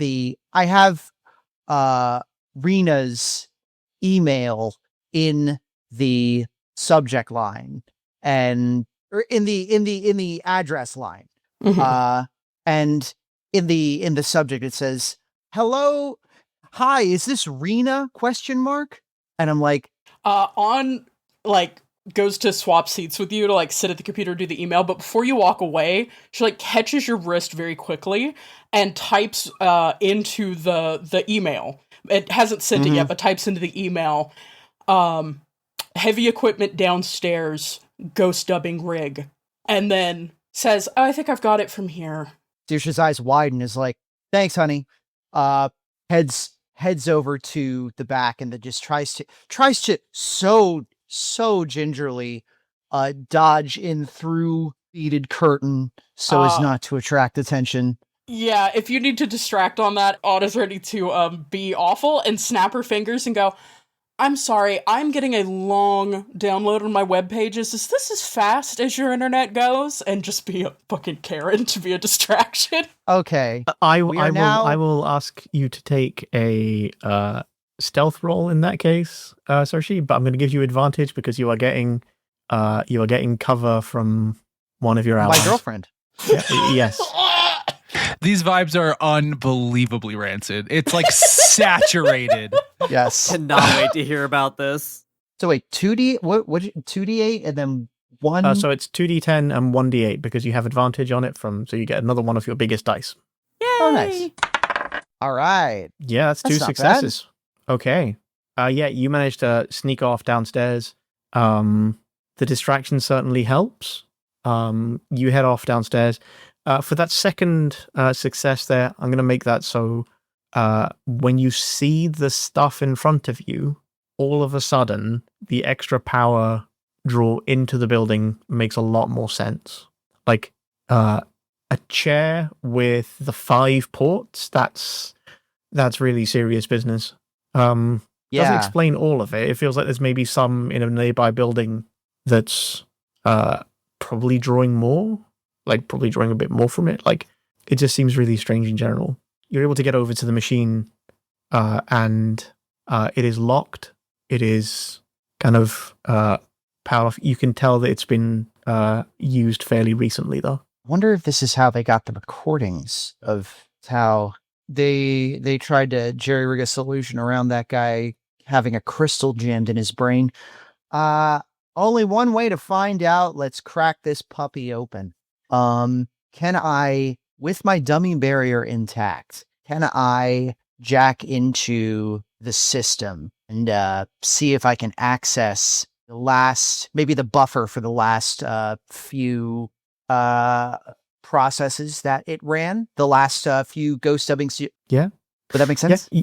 You sit down in the chair. I'm taking it that you're going to try and just like plug in. You're going to let these. Yeah. I'm gonna investigate this computer. Use the dummy barrier. Yeah, the dummy barrier. I have the dummy barrier on me. Don't worry. Just I don't want you to forget. I don't need another call from my wife. Why did you let my new wife turn her brain into oatmeal? No, it's fine. I'm rolling 2d12 because this is intelligence and tech, and those are the two things that I'm good at. Hell yeah. So that's 10 and an 11, baby. Yeah, damn. That is Hacker 4 woman. whole fucking successes. 4 successes. Goddamn. Okay, so Hack the I'm going to let planet. you ask 2 questions that you'll get complete and perfect answers to. But I'm going to say that you are fully able to control your view of a file. It is a file called Ito-keystone-005. You're laying in your back, but unlike every other time you've seen a memory from this perspective, you're looking at a ceiling in a room, a big round dome light facing down at you. There's a mirror attached to it on the top side, letting you see your face for maybe the first time. It's handsome. Deep, even tan, thick beard, and deep brown eyes. You can feel that there's something in the base of your skull. 5 jacks have been inserted. They're thicker than normal skull jacks, but large-scale data transfer. You can feel a pain in the base of your spine and the crown of your head. You can feel that micrometer by micrometer, there's something growing there. You know that by this point, Ito has done whatever he was going to do to make the people that carried all of this out pay. Sing, how long until you manage to get the data out of there? It's a male voice. American, they're speaking English. You can't see them, but you know they're nearby. Now that there's no actual combat going on, you can tell this bearded guy has incredible senses: sight, hearing, touch, taste, interiority, and even proprioception. This must be why the people behind the Future Planning Committee chose them, right? You must have been able to gather the most incredible amount of information. Another hour or so. There's more here than we thought there could possibly be. It's incredible. Another man's voice, Mumbai accent this time. God, you're going to have to get a bottle of whiskey or something to Barandal. His compression algorithm is... Yep, it's really something, says the American. He doesn't sound convinced. Kuranaga, did you blank Arakida and Ito? Of course. Neither of them have any memory of it. Ghost dubbing's really coming along. That's Kuranaga. Yeah, I'll pass your thanks along to the boys at Langley, says the American. Oh, I'd prefer if you kept my name out of this shit show completely. Come on, Doc. We're changing the future of warfare together. Buried deep inside the footage, there's 5 silos. 5 memories that have been gathered and highlighted, encrypted and hidden. They've overwritten memories from before the events of the Future Planning Committee's debacle. The faces of friends, moments of hope, calm summer afternoons, all sacrificed on the altar of preserving this horror so it can be used against those that organize it, bundled up in such a way that it's only there if you know how to look for it. Come on, folks. It's not that difficult. We use ghost dubbing to get rid of the memories afterwards, and we use these to make the soldiers do whatever we want. We're changing how soldiers fight. You can get people to do damn near anything if you can make them forget about it afterwards. Not a war crime if there are no witnesses. The memory ends and you're back out. Shit. Yo! I think we might have gotten a gun that may or may not be smoking. I want to take a quick break there. That'll be a good one.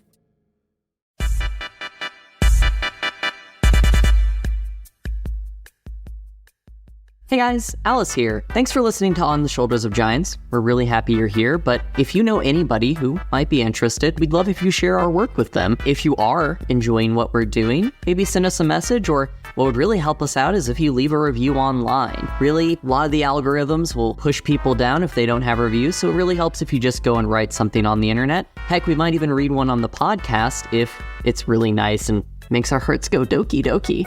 So if you could do that, maybe do it, and thanks again for listening. Now, back to the show.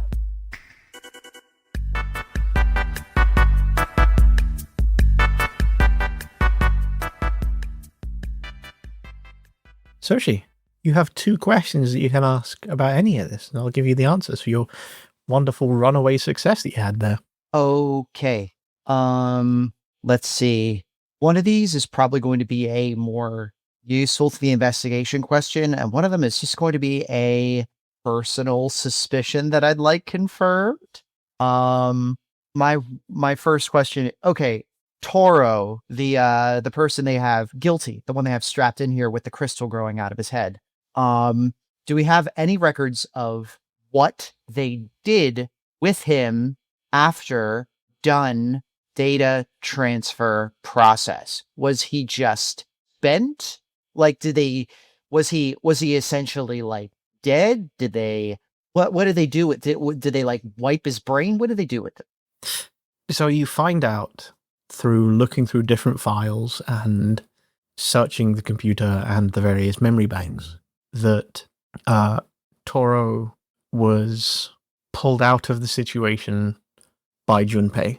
There was a bit where he was being transferred from one location to another, and he had recently had surgery to allow the crystal that had by this point started to press up against the inside of his skull to start to expand outwards. There was a timer on him for sure. With so little time left available, Toro decided that rather than live with the regret, they would confront the reason that every time they heard the name, the cortisol levels spiked, Toro decided to become Rina. Good for her. Good Good for for her. her. I'm Good clapping. for her. As Rina, Toro found themselves in a place that, after World War III, wanted people to fit back into boxes. And she no longer wanted to fit in a box that was a traditional and easy to understand one. She's somewhere around, and she's somewhere out there. It's vast and infinite. This is personally relevant to her whole recent experience with seeing the capital-fueled birth of a temporary hive mind. This is the idea of a post-human mindset. This is great. It's great. Shirts is into this. I guess the other question might be, and that was my personal indulgence. I was going to ask, the other question was, so we still don't have a lead on where Barandau is, correct? Correct. Do we have any, is there any information on where Barandau might be now? Or were they keeping tabs on the members of the FBC from this terminal? Yeah, you find out very quickly that there is a tracker on Barandal's phone. Okay, They know cool. that every other day he likes to go to a golf center. It's like a virtual sort of golf arcade thing. It's called the Old Course, and it is in Nihamashi. So you can very quickly and easily dispatch someone there to pick him up. You don't even have to go for it. Cool. Right. I'd like to... Is there some way I can get copies of these files? Yeah, easily. Sure. Okay. I'm making copies of all of these files, notifying the rest of the team. I'm saying, heads, I'm getting on the group, the group chatter line and being like, hey, heads up, I've got a live bead on where Barandau is. We're probably going to be able to find him in Nihamachi over at the Old Course Golf Center. I think we just busted this case wide open. I think we have enough to nail these guys. Do we have probable cause to send uniforms over to pick him up now? Thanks, Alice. I know your years of watching cops would help us. My last thing is actually no, I should probably talk to An about this. An, if you could send a message to Rina, I feel like her testimony would be really important, and I think we should probably talk to her. But she's not going to be able to be reached unless you send her an email. She's just not. I think An has a moment of like chagrin, like genuine, like embarrassed anger, just like a little bit, because I posted a screenshot, but I literally had changed. An was about to send an email, but was waiting to hear from Saorise, and An has left the email in the subject line as Saorise input them, but she's replaced the lorem ipsum body text in their like brief communication with the text, revenge is better than justice, but justice is survivable. Think of Rin and Hanbei. Give us Slow and Barandal. We will handle the rest. Ooh, that's good. That's and yeah, good. I was gonna say that. No, I was laughing because I literally pre-typed that so I would remember what to say, and you were like, An should send an email. I'm like, our characters have rants and vibes, but they kind of work together really well. Enemies to lovers, my favorite trope. The seeds have all been planted, unfortunately. An will be later drinking white wine and thinking about Saorise being like my girlfriend. And like, I don't need to be thinking about this. Why is this happening? More wine. Can I be on the group call real quick while we're talking about this? Hey, I might be being crazy, guys, but how do we know that Rina's in the net? Didn't you say that there was a power draw just as big as that arcade somewhere nearby? Maybe we should check that out. I mean, who knows if they're in the wind yet? Good point. Let's take a look at that before we leave. I'll head that way, but you guys try and contact her that way, and we need to find Barandal. No, we need to find Slow. Yeah, we've got to beat on Barandal. Slow is the one who's in the wind, and then also warned. We can't give up. We don't know if he's off country. He's still in our jurisdiction. Put an APB out on. It's time. It'll piss the American Empire off, but we got to do something. He killed Japanese. You're so good at coming up with like dialogue that sounds like, yeah, that's a thing that would I need would an be A2 said. loadout. Yeah. Yeah. Guys, I've watched Ghost of the Shell so many times. I love it so much. I do think On opens a private message with Saoirse and basically just says, "Do you need help exiting?" Basically asking if you need another distraction to leave. Yeah. Yes, I do. We can slip out of here. I'm pretty much done here. Yeah. On is gonna go to the desk with poor Rin, who he deserves better, but you know Hey, he's got he's got friends. he's two got friends. homies. Junpei- Unfortunately, he is being Junpei subject Ito to is my On. friend, and We gotta send him a fruit basket after this or something. I might actually start that friggin' review blog after this and write that article. Jeez Louise. Did you send the email? Yes, I did send that. Okay. You get a reply almost instantaneously. That's kind of what I was hoping. And actually, this goes to everyone. This just leaks its way through into the sort of voice call. And it is camera footage, like a single screenshot of a camera from one of the freeways of what looks like an armored personnel carrier. And you're able to see the junction that it's turning off. And there's another screenshot that shows Bill Slow's location at that exact junction. And there's a single line of text below it that says, "Justice and revenge need to speed up." Okay. On stands up. Are there any like security cameras in here or like webcams, like things that are just on for? Okay. On turns to the nearest camera that she spots and she gives a deep bow, and then she goes to the front desk and is going to chat with Rin about I think about download speeds again, unfortunately.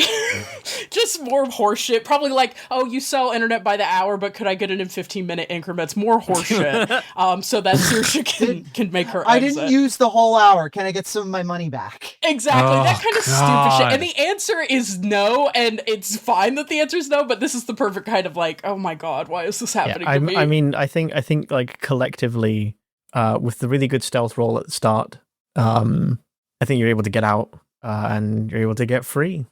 Yes. I Excellent. think once we're clear, we kind of maybe throw ourselves in the Mazda. So, Yeah. one thing that is worth pointing out is, especially whilst you were having your chat with Ren, he mentioned. Yeah. Do we proposal. Yes. Can I immediately come up with a game plan, which is, I think Toro is in the village. You two need to get to Rin because I'm pretty sure Bill Slow is coming there to finish the job, is the implication here. Otherwise, why would he be in an APC? I think he's trying to keep himself from getting killed. I Yeah, think the approach here would Is be he to headed send... this way? Do we have the tracker? I'm going after him no matter what. That's what but- I was going to say. I think the smart move here is for Rika to go after Bill Slow, Bruno to go after Barandal, and while we're in the village, Saoirse and On wrap up tracking down Rena, basically. Yeah. Probably would be a good idea to start at Toro's former residence, I guess. I bet the giant power draw is going to coincide with that. Probably not. Yeah. Now, he's pretty Just smart. kidding. I do She's- think... I think there's a moment that happens here where we've thrown ourselves in the Mazda, and like this is the moment where we like peel out and head somewhere. And On freezes with her hands on the wheel, and she says, "Two of our coworkers are going to confront very dangerous people, and the only task left to us here would be chasing down a person who was so wronged she had to leave her body behind, and just gave us integral intel on closing this case."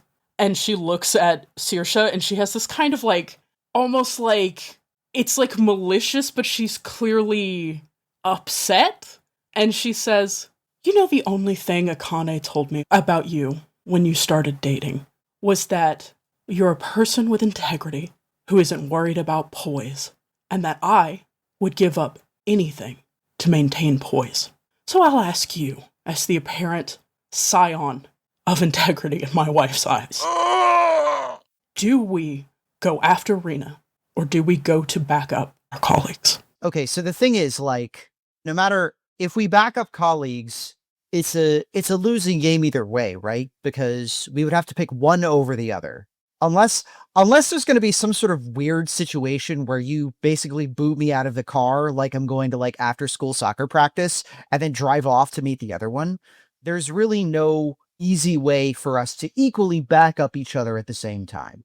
Not to mention, Bruno and Rika are the two who are kitted for this, and they will have backup. We are probably Sorry? I was saluting because I'm. Oh, okay. I'm ready. We're the best two equipped for this, for negotiating with a post-human suspect in this case. Third off, in the event that Rika and Bruno, whom I trust as coworkers, as you stated, you trusted me for the job at Honda, cannot fulfill their duties for whatever reason, the last thing we want is for Rena to be twisting in the wind. I think we need to get these bastards, but I think the only way we can get these bastards is by making sure Rena also safe. Does that sound? I mean, that's not very poised, but that's my take. On snorts, and her hands relax on the wheel, and she says, "No, it was very off the cuff and a little bit rambling, but it was what I needed to hear." And so she'll start the Mazda, and we will, I presume, former residents of someone marked KIA. Is that information we can access, or? You can also just like look up Hoshino residents. Oh, yeah. No, that makes sense. Yeah, look at the white pages. Yeah, so I think we'll pull that up and we'll head there. Let's check in with Bruno and Rika. Uh-huh. What's the plan here, folks? So I'm gonna ask you this. Rika is like, we're back at Section 8 briefly before we're heading out to do this, and I think Rika just is like, so who gets the tank? I have to assume you're going on a car chase, so you can have the tank.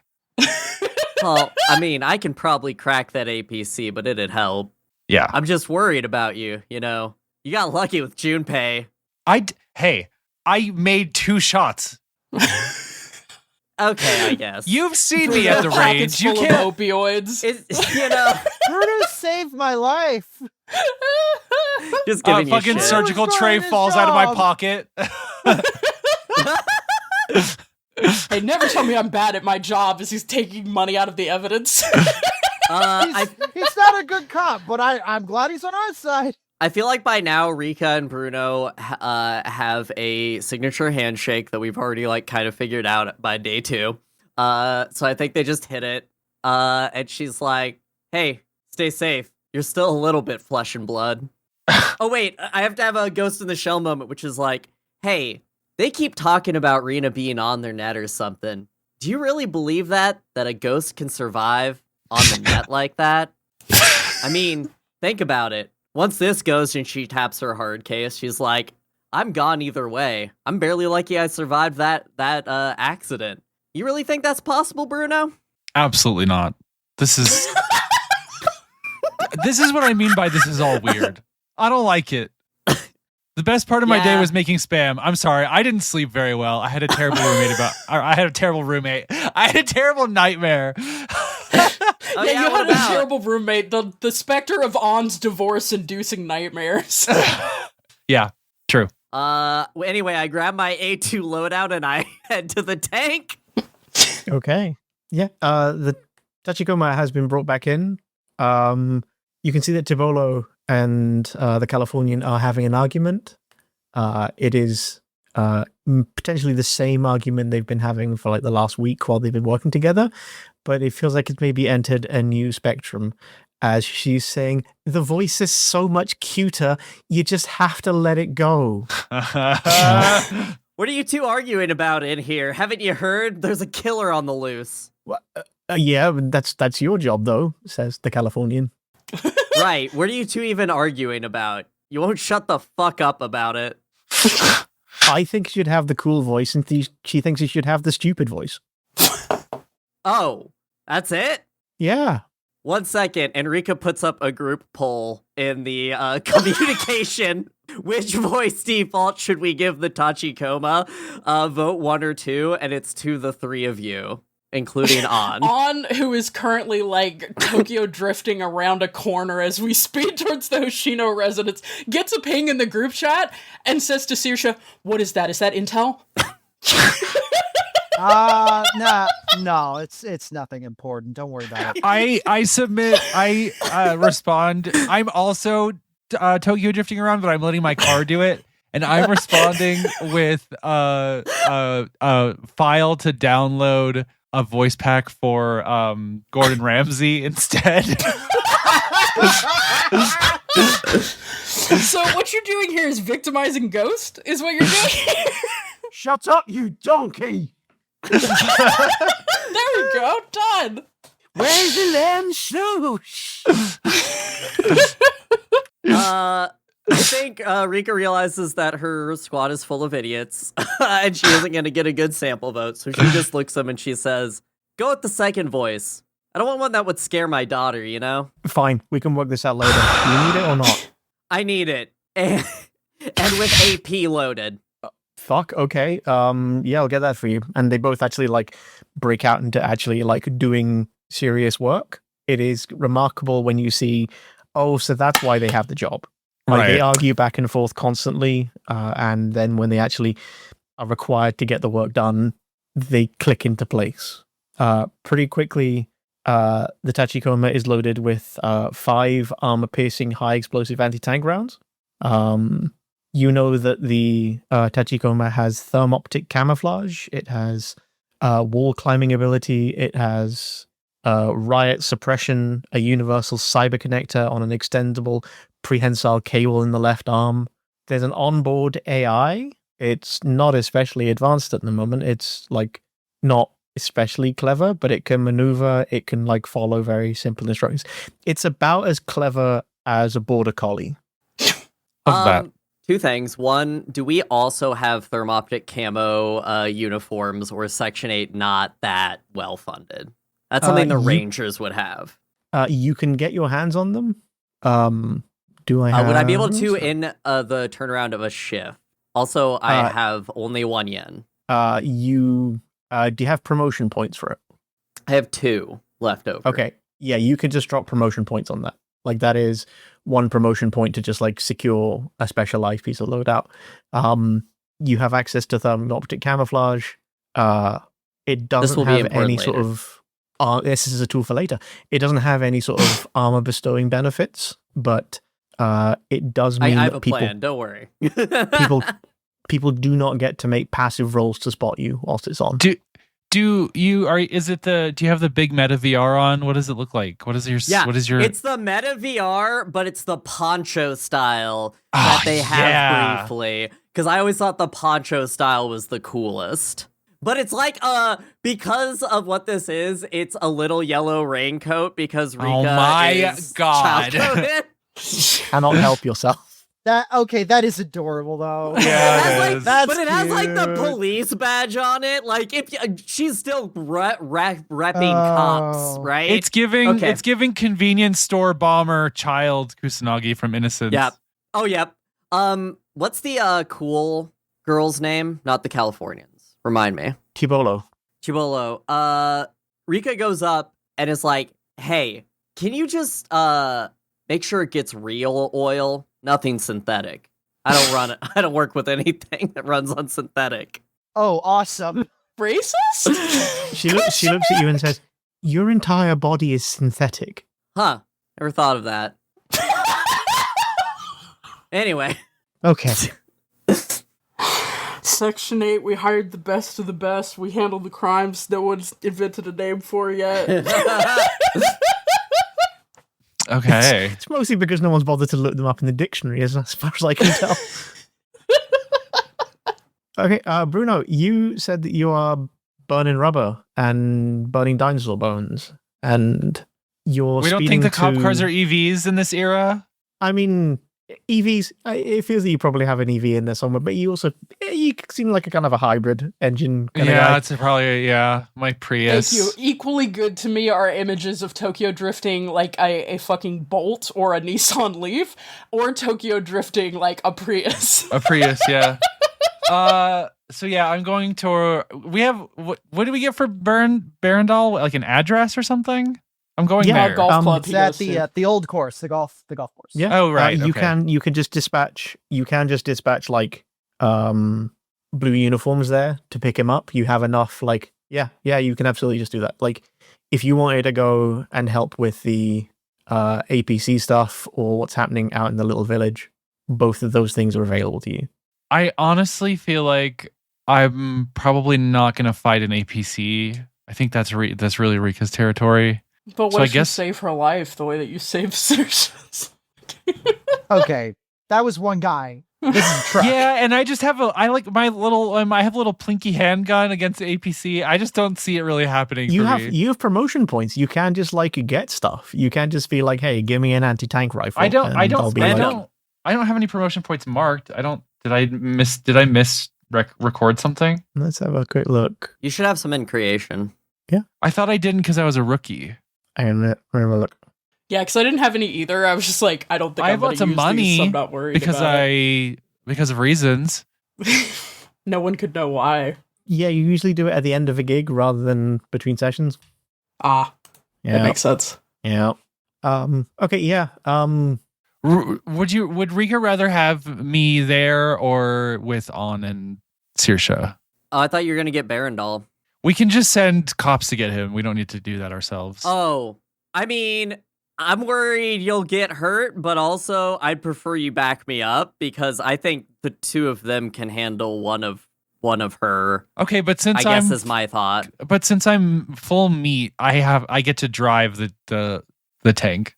Okay, I was gonna ride on top of it anyway, Okay. which is why I got the optic camo because I wanted to surf that and jump onto the APC. But yeah, so yeah, this I'm works. full Togusa That's in the plan. baby Bjorn in the Tachikoma Bjorn. Okay, Get that's in the the air plan. fryer. Go.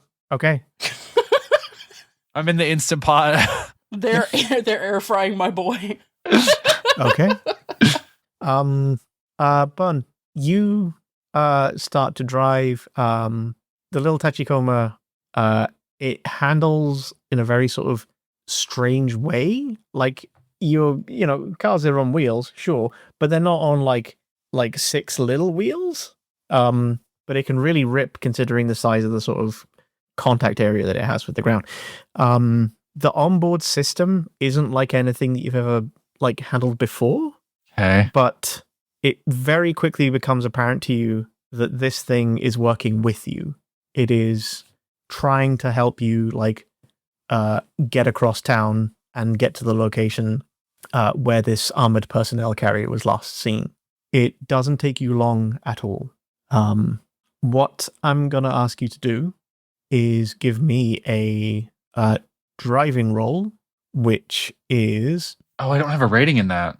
Yeah, you do. Oh. You have a D8 plus, and if I look up the stats for the Tachikoma, you have a D8 and a D10. The Tachikoma has maneuverability of B. It can take 1 passenger. It has 8 points of hull, so it can take 8 points of damage from other vehicles.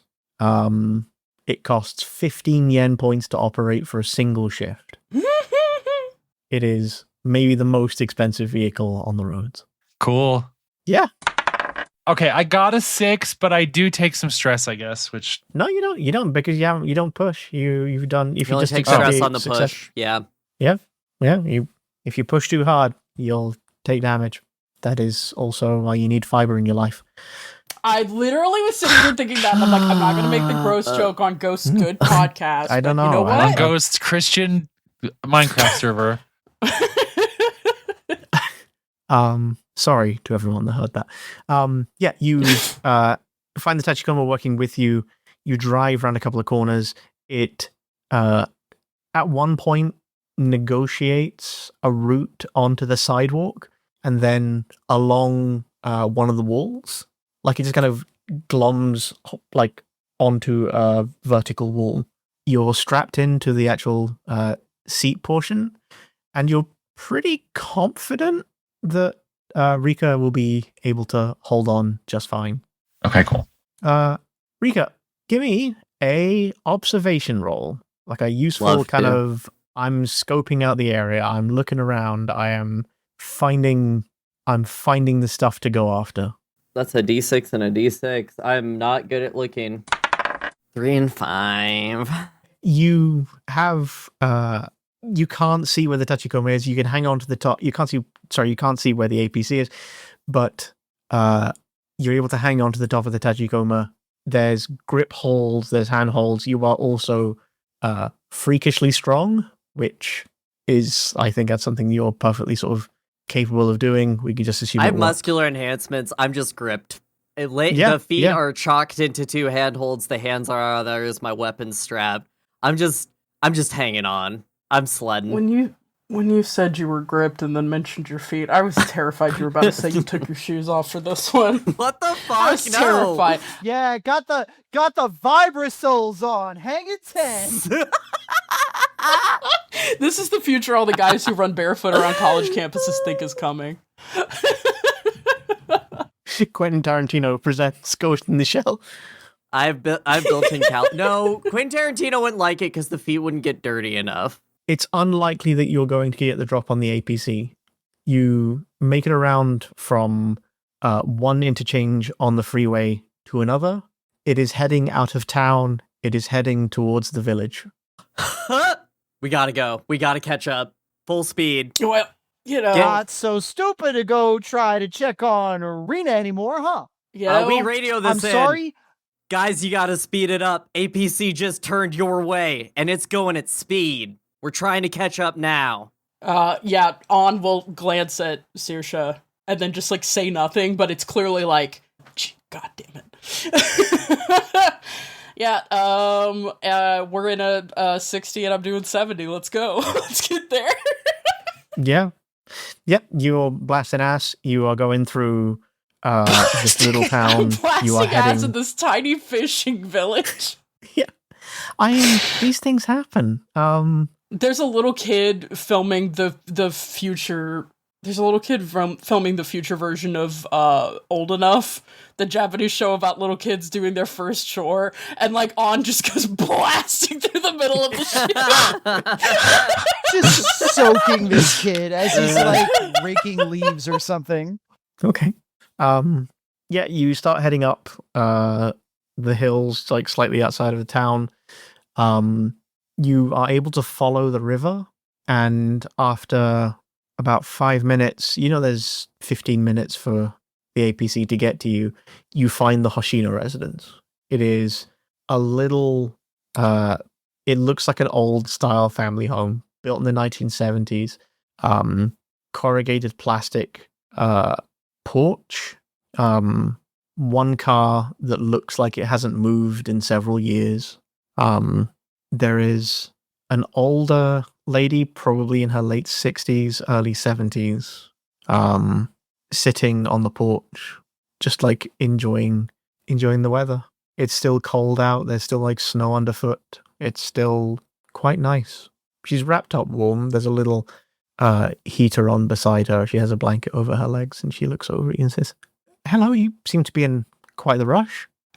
Yes. On shuts her car door and is like, I'm sorry, are you Miss Hoshino, the elder? Yes. Is everything okay? We are, associates of, and I think she pauses here and goes for Rena. We were hoping to call on her, and, I'm afraid to say there may be other callers with, less convivial intentions. Give me an insight roll, so empathy plus insight. You're going to do a quick bit of reading on her. I'm about to find out if I just outed. I'm so puckered right now. Insight and empathy, right? Oh, of course, insight's the one I have the D in, because I'm the worst person on earth. Oh my god, okay, well... Okay. So that is a 4. Oh my god, that empathy is not great either. You can push it.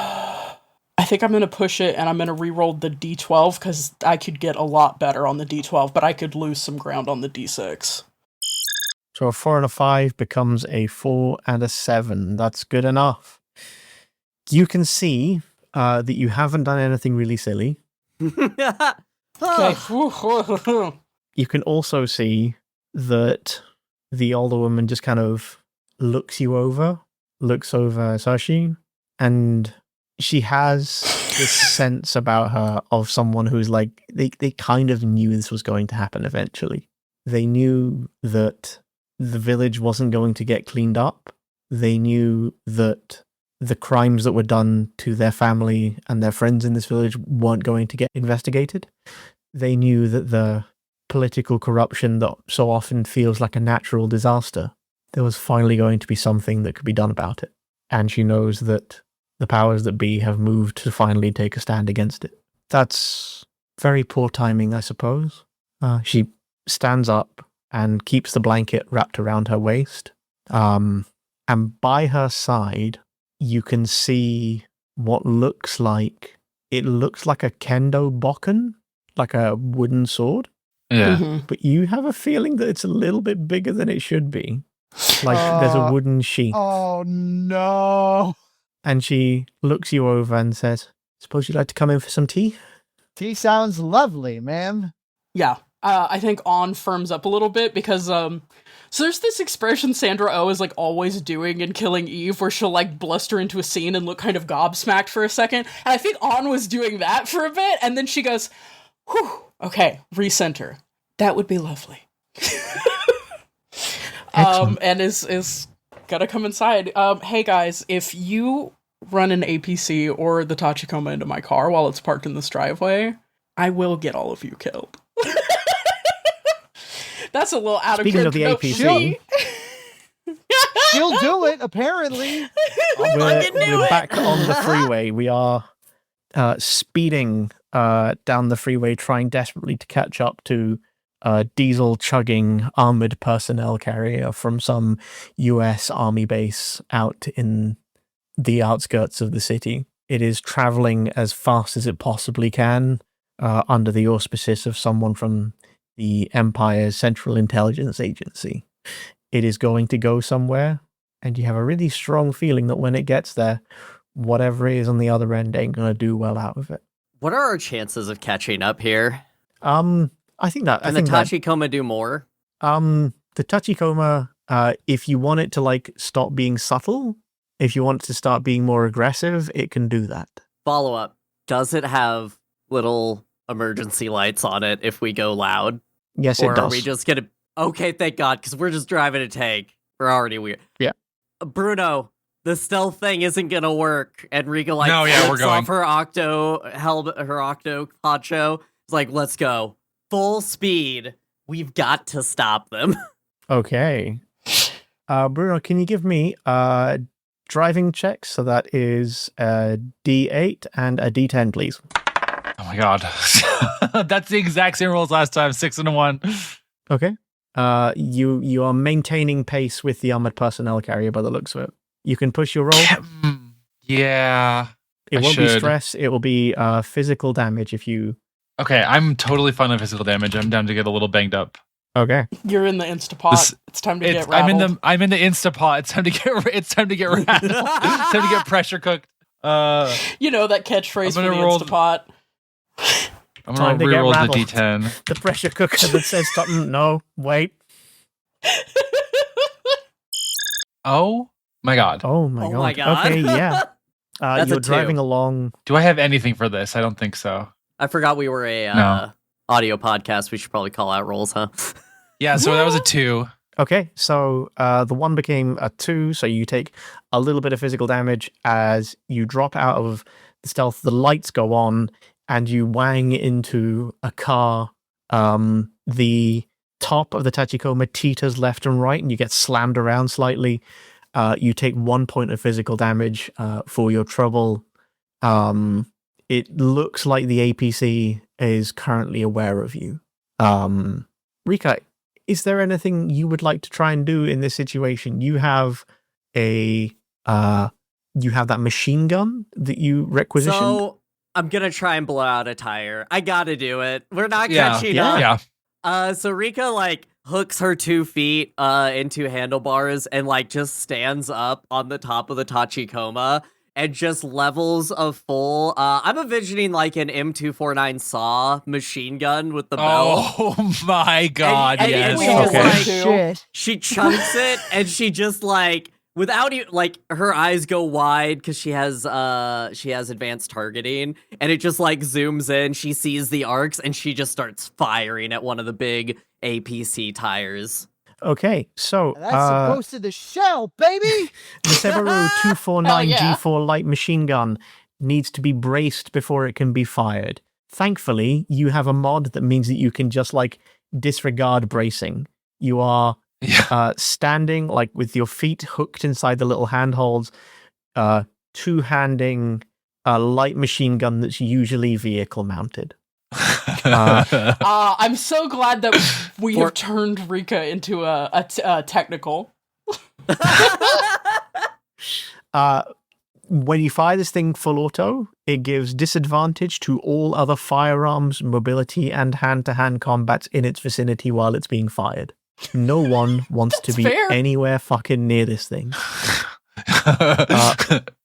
Firing it inflicts 1 point of stress on everyone in its vicinity except the person firing it, because it's just very loud and very scary.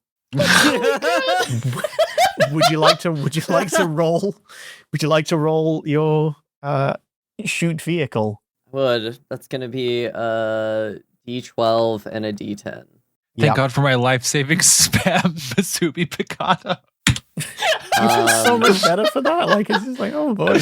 And this is my first firearms roll, so I do get advantage. Yeah. Which Nice. is part of Smart Target Assist, which lets me shoot it big good. That's a 6, a 9, and a 10, so a 9 and a 10. Okay, that is 4 successes straight away. You can see the little wiggle that you're doing in your chair. Hooray! Alice is it's delighted. Rika's time I've to shot shine. Bill Slow. Ever since I picked my augments, I said I cannot wait to be in combat. Okay. Yes. Finally, the right person in the right part of the mission. Right place at the right time, making all the difference in the world. You can see the smart targeting assistant that you have that's built into you. You can feel it grip the way that you're holding yourself, and it adjusts your stance. It drops your shoulder slightly. It tenses your right hand a little bit more than you had done previously. It handles like the very sort of far edge case stuff for you. You loose several dozen rounds. You are smart enough to know that if you just hit the body of this thing, it'll stop the bullets before they get out to the other side, so you don't have to worry about shoot through. You're also good enough as a shot to not have to worry about hitting anything far away, because you are on a freeway. It is still busy. It's less busy because there's still snow on the roads. But yeah, you open fire. You can deal 2 damage to the vehicle. Well, you can deal 4 damage to the vehicle itself, or you can deal 2 damage and you can put a critical hit on it. And a critical hit is going to be based on the size of the weapon's crit die, which in this situation is a D12 because it is the largest kind of gun in the game. Imaginable. So if you want to, yeah, I mean it is D12. So if you want to roll a D12 to see what kind of critical hit you do, that's completely Yes, I'm doing that acceptable. because I want to try and inflict a critical that will get us to catch up. So the 2 damage and the crit, por favor. So I'm rolling a D12. That's a 4, boss. Okay, so higher is better. You fire into it. Okay, can you roll me another D12, please? I would love to. That's a 6 that time. Okay. You fire into it, and you can't make out what your critical hit was. You can see that the bullets have gone inside it, and it's probably not great for anyone that's in there. After a little bit, you can see that the vehicle is starting to swerve, and you're pretty confident you shot the driver. Yes! You know? What? Whoa. That was pretty 6-7, guys. Oh my Fuck me. literal god. Rika does that Bato thing where she just like checks the machine gun up and just like racks an empty shell and just looks a little smug at that shot. she's back in her time in the Rangers. This is why she's in Section 8. So you have given the driver a cracked skull, which is disadvantage on observation and tech use. Nice. The vehicle is running slower than it had done previously, but it is an armored personnel carrier. It's going to take a little bit more than that. Yeah. I just want the listener to know that Ghost definitely just consulted a massive tome. And I just feel like that's important to like visualize. Can we get tome SFX on the track? Can we get tome Hang sounds? on, yeah, I'll just hang on. I'll see what I can do. I can. I can hear it. Actually, yeah, we're getting live Foley. Thank you. Tome sounds. Cool. Tome sounds. Bruno. Tone Dot is, way to volume.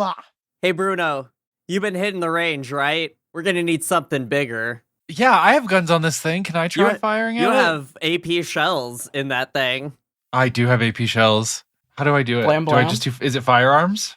what I'm going to do is I'm going to say it is drive plus firearms. So that is Okay. going to be the D8 from the firearms, and it's going to be the value that you have for your firearms, which is a C. So that is a D8. So that's a D8 and a D8. I also get advantage on my first firearms roll. You do. I do. So that's 3D8, and you can push firearms twice if you need to. I definitely need to. Yes. That will God be damn a it. stress push kind of firearm, so you can reroll That was a all of those. 1, 3, and a 4. Yep. There we go. That's a little better. I don't know. You can push twice. That was a 4, 7, and a 1. I'm You'll take pushing one stress more on the time. 1. Yeah. Yeah, you Please can just push push the that 4 and one. the 1. That is another stress, though. Yeah. God damn it. You know, it's a 13, and we take So I- those. I got you 1, can- 3, you and can a 4. Push, you and then I can push got... the 4 and the 1. You can push both of those if you want. Oh, I can? Might Okay. as well. Yeah, yeah, Well, yeah. Okay, so then that would just be the 1 then. Okay.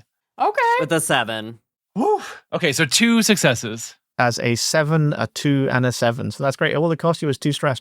Yeah. Okay.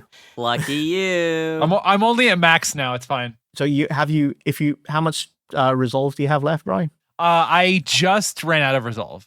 Okay. We're doing We'll great. get back to that after this shot lands. Can you roll me a Okay. d12, please? Yes. Oh my god, I almost rolled 1d21. Okay. Okay, that's a 3. I'm being hated on, I feel like. The shot fires out. Rika, you weren't fully prepared for when it went off. No. And fuck me, is it loud. There's the sort of impact ring around the barrel and like a blast of flame and smoke, and it makes you feel like you're back in the military. Like it is like you're able to see the ripple effect of the air cooking as this thing shoots out and crashes and crunches into the side of the APC. The vehicle in the distance turns 90 degrees, its tires screaming and squealing, and you can see on the top of it the light machine gun turret with its automated targeting systems has kind of come online and is now angling towards you. We will go back to the house real quick. Ah, Are you guys having lunch? Are you having a finger sandwich, you bitch? Having ELD, I I'm was like, literally drawing this. Anyways, yes, the house. See. I think similar to when she talked to Aragaki's widow, on kind of followed the older Hoshino around a little bit and got the feel for where things were, and then did the whole sit I can handle this, and like did the tea, which I think is so funny because I don't think An has ever willingly prepared tea for Saoirse, but it's happening now. It's a weird day.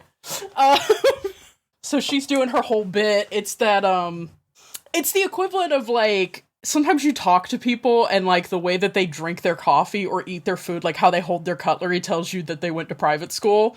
The way On does just like a really nice tea arrangement on, I assume like just melamine tray, just cheap, just mismatched mugs or whatever, tells you all you need to know about On having gone to private school in a way that's kind of irritating. But yeah, she brings the tea in and sets it down as calmly as she can, knowing that there's an armored APC heading to their location. So Mrs. Hoshino looks at you and says, so you're my daughter's friends. What do you need? Well, as it happens, your daughter is a critical witness in a case that is unfolding. We need to ensure that she is protected so that she can give testimony that we hope to collect in the prosecution of a number of individuals who seem to have been complicit in an unsanctioned military action. Oh, well, that sounds really rather serious. I'm not sure you'll be able to get her as a witness, though. She doesn't leave the house very much. Yeah, no. Yeah, that's not the first time. She takes a sip from the tea before standing up and moving to the other side of the room. She's moving very slowly, very calmly, and she opens a little display case kind of cabinet thing, and you can see that there is a shrine with a photograph to an older man and a photograph of Toro Hoshino. You both recognize the picture of him. You both recognize the deep brown eyes. You both recognize the beard. She lights something. He says, she's in a very complicated situation. She's downstairs if you like. I'm out of character. I'm trying to figure out if this will be a situation that it will benefit to have both Saoirse and On down there talking to her, since On's got the talking skills and Saoirse has the tech skills, or if this is a situation where On might want to stay with the mother to be upstairs if anyone arrives, and if Saoirse wants to go down alone and check this out. Let me know what your vibe is, but... Yeah, I was going to go down to check it out regardless. So I think that if there is an armored personnel carrier on the way, maybe it would be best if On stayed up here. I can always call you downstairs if I need you. That's what I was thinking. It's probably good to have somebody playing lookout out here to make sure that... Yeah. Yeah. So yeah, in that case, I think On will nod to Saoirse and be like, my colleague here would probably be best suited to speak with her. If you don't mind, I'll keep you company up here. We have those uninvited guests inbound. I'd like to keep an eye out here and make sure that all is well. Who are these guests? On weighs this for a moment, and then she says, because I think what she's weighing up here is that your child has done something which may be unforgivable to certain people, or it may be understandable, but nonetheless, it's not something On necessarily wants to just put in her lap at this moment, like saying like, hey, your kid was involved in all these murders. And I mean, this lady may know, but like On's internal process right now is like, how do I explain the relationships between the people and the way that things are inbound towards each other in the best way possible to be as like the best way to put it. And so I think what On settles for is, that your child was harmed, and those who harmed Rena and her friends are faced with a situation where they may not be able to keep what harm they have done quiet for much longer. And you're a mother, so I imagine when someone has done something bad in haste and without consideration, they will often take radical, ill-advised action to try to cover it up. My department, Section 8, is unwilling to see this covered up. The little old lady walks up to you and she puts a hand on yours, just kind of layering them over each other. She says, thank you. I'm not sure what Rena's done, but it sounds like I did my job. It sounds like when she became herself, I accepted her, and I'm very glad. I'm very glad it sounds like I didn't raise a bitch. Anna surprised into laughing. And I think she went to take a sip of tea after saying all that, like to wet her throat or whatever, and she just goes, and she laughs a little, and she says, "No, I think you raised someone with enviable integrity." Soshi, you head Yes. towards the back of the building. You find a route down into a basement. It is very rare for buildings here to have basements. It's the sort of thing that someone must have constructed. You have a feeling that this is the sort of thing that Ren and Junpei would have taken great pains to get right. As you head down, you find that it gets much colder, much faster than you expect. There's serious refrigeration at work here. There is a door at the bottom with a keypad on it. What would you like to do with the keypad? Just 2501. The door clicks and opens. Nailed it. Told you guys And- we're safe. Cops it. Inside, you see a sight quite unlike anything you've ever seen before.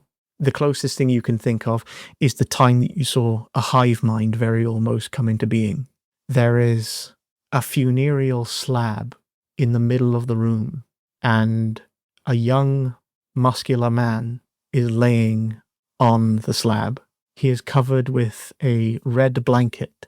He has a beard, and from the top of his skull, you can see a bright yellow crystal that grows out in a huge and never-ending fractaline pattern. It stretches from the back of his head 1 foot, 2 foot, 3 foot, and it curves upwards, massaged and angled, and it leads into a body. It has no arms, no legs. It is made of high-impact Kevlar and ceramic and bright white plastic. It is feminine in shape. It has wide hips, a white porcelain stomach, breasts, and a slender neck, and a head with a face that is feminine. It looks like the Venus de Milo itself has grown out of crystals. Heavy braided cables pour from the back of its head, allowing it access to the vast and infinite. A speaker crackles. "So you've been looking for me. Is it everything you expected?" Wow. Everything and more. Hi, Rika, right? Yes. This is, Shirsa. I've been hearing a lot about you from your friends. Public Security Section 8. I know. Well, of course you do. It's not stupid. You're just Oh. talking to something that's never existed before. Yeah, of course. We've been piecing together what happened to you and folks from your friends, the folks from this village, and yeah, I guess you got our email. We want to help. Future Planning Committee. We want to help get these guys.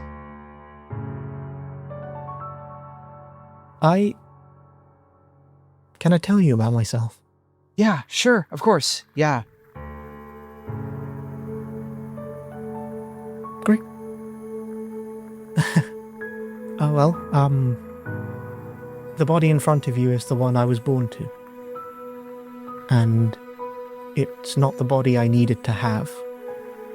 The body I was born to belonged to someone else and it never fit, so I tried to fit myself to it. There must have been something wrong with me, so I tried to fix it. I became the most of that body that I could. I grew my beard, I grew my muscles, and I shrank myself. It was the most of that body you could hope to be. World War III happened, and I realized that the chance that I had to change slipped by.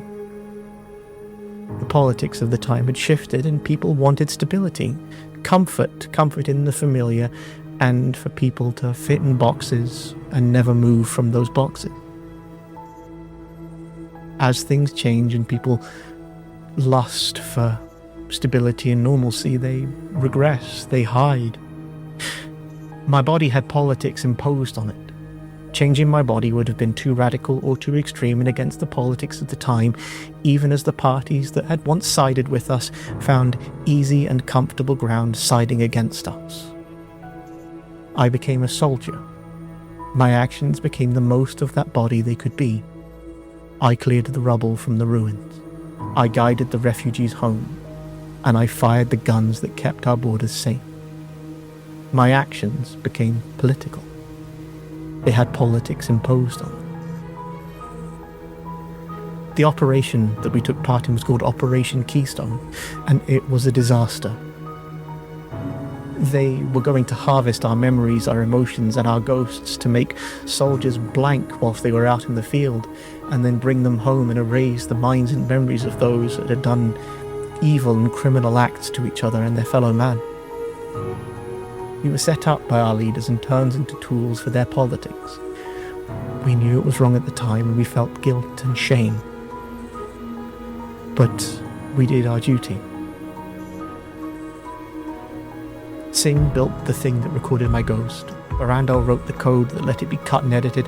Aragaki provided the troopers and political crowd. Kuranaga implanted us all and made a ghost dubbing machine that they used to steal the memories. They stole the memories of the people that fought and died with us. Junpei remembers. I kind of remember. The only thing that was left of me that was mine, that I had agency over, was my future. So I chose this. I chose this shell, and I chose to weaponize myself and my memories against those that would take everything from me. Those that found comfort and ease in the annihilation of me. This is the first piece of pushback they've ever experienced. This is the first time they've ever felt what it's like to have the sting of the lash against their back. And to counter that, what have they done? The first time they've ever had consequence, they founded a whole new section and told them to chase after nebulous crimes. We didn't kill anyone. Did Junpei throw a man out of a window? Did Junpei make a man turn a gun on himself? Or did he simply show him something that we have experienced, and the moment they experienced it for themselves, they saw the true horror of what it was they demanded of us, of what they'd done. And you come in here and you present a friendly face, and that's appreciated. But you can leave. You can let Junpei go. Or you can keep him and confirm that you are what I think you are. The power of the state being used against those that would harm it. I don't want justice. I want revenge.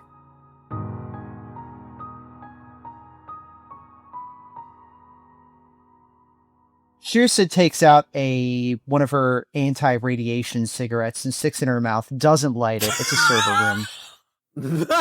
But it is a comforting thing. And she's like, I'll go. But like, just to be clear, if I can just, I haven't told anybody at my job this. So my name used to be Scott when I was born. I was an army brat. I lived all over the place as a kid. Lost my mom pretty early. Not dead. She couldn't hack the life. My dad had a lot of plans for me, molding me into something that was sort of a weird little carbon copy of him. I didn't have a lot of, I couldn't really argue. I couldn't directly argue with him. So I figured I'd study for med school, become a doctor, something worthwhile, and then he couldn't argue over it. I tried to turn myself into something that he couldn't do anything about. Then the nukes hit, and all that kind of went out the window. I was saving, I pretty much got shunted into saving radiation victims as a full-time job. I didn't have a degree. I was really just kind of learning stuff on the fly. I saw a lot of death. I saw a lot of shit that keeps me up at night even now. And I saw systems consistently fail people. I saw the quote unquote Japanese miracle. And I saw how it was built to save property and economics, not people.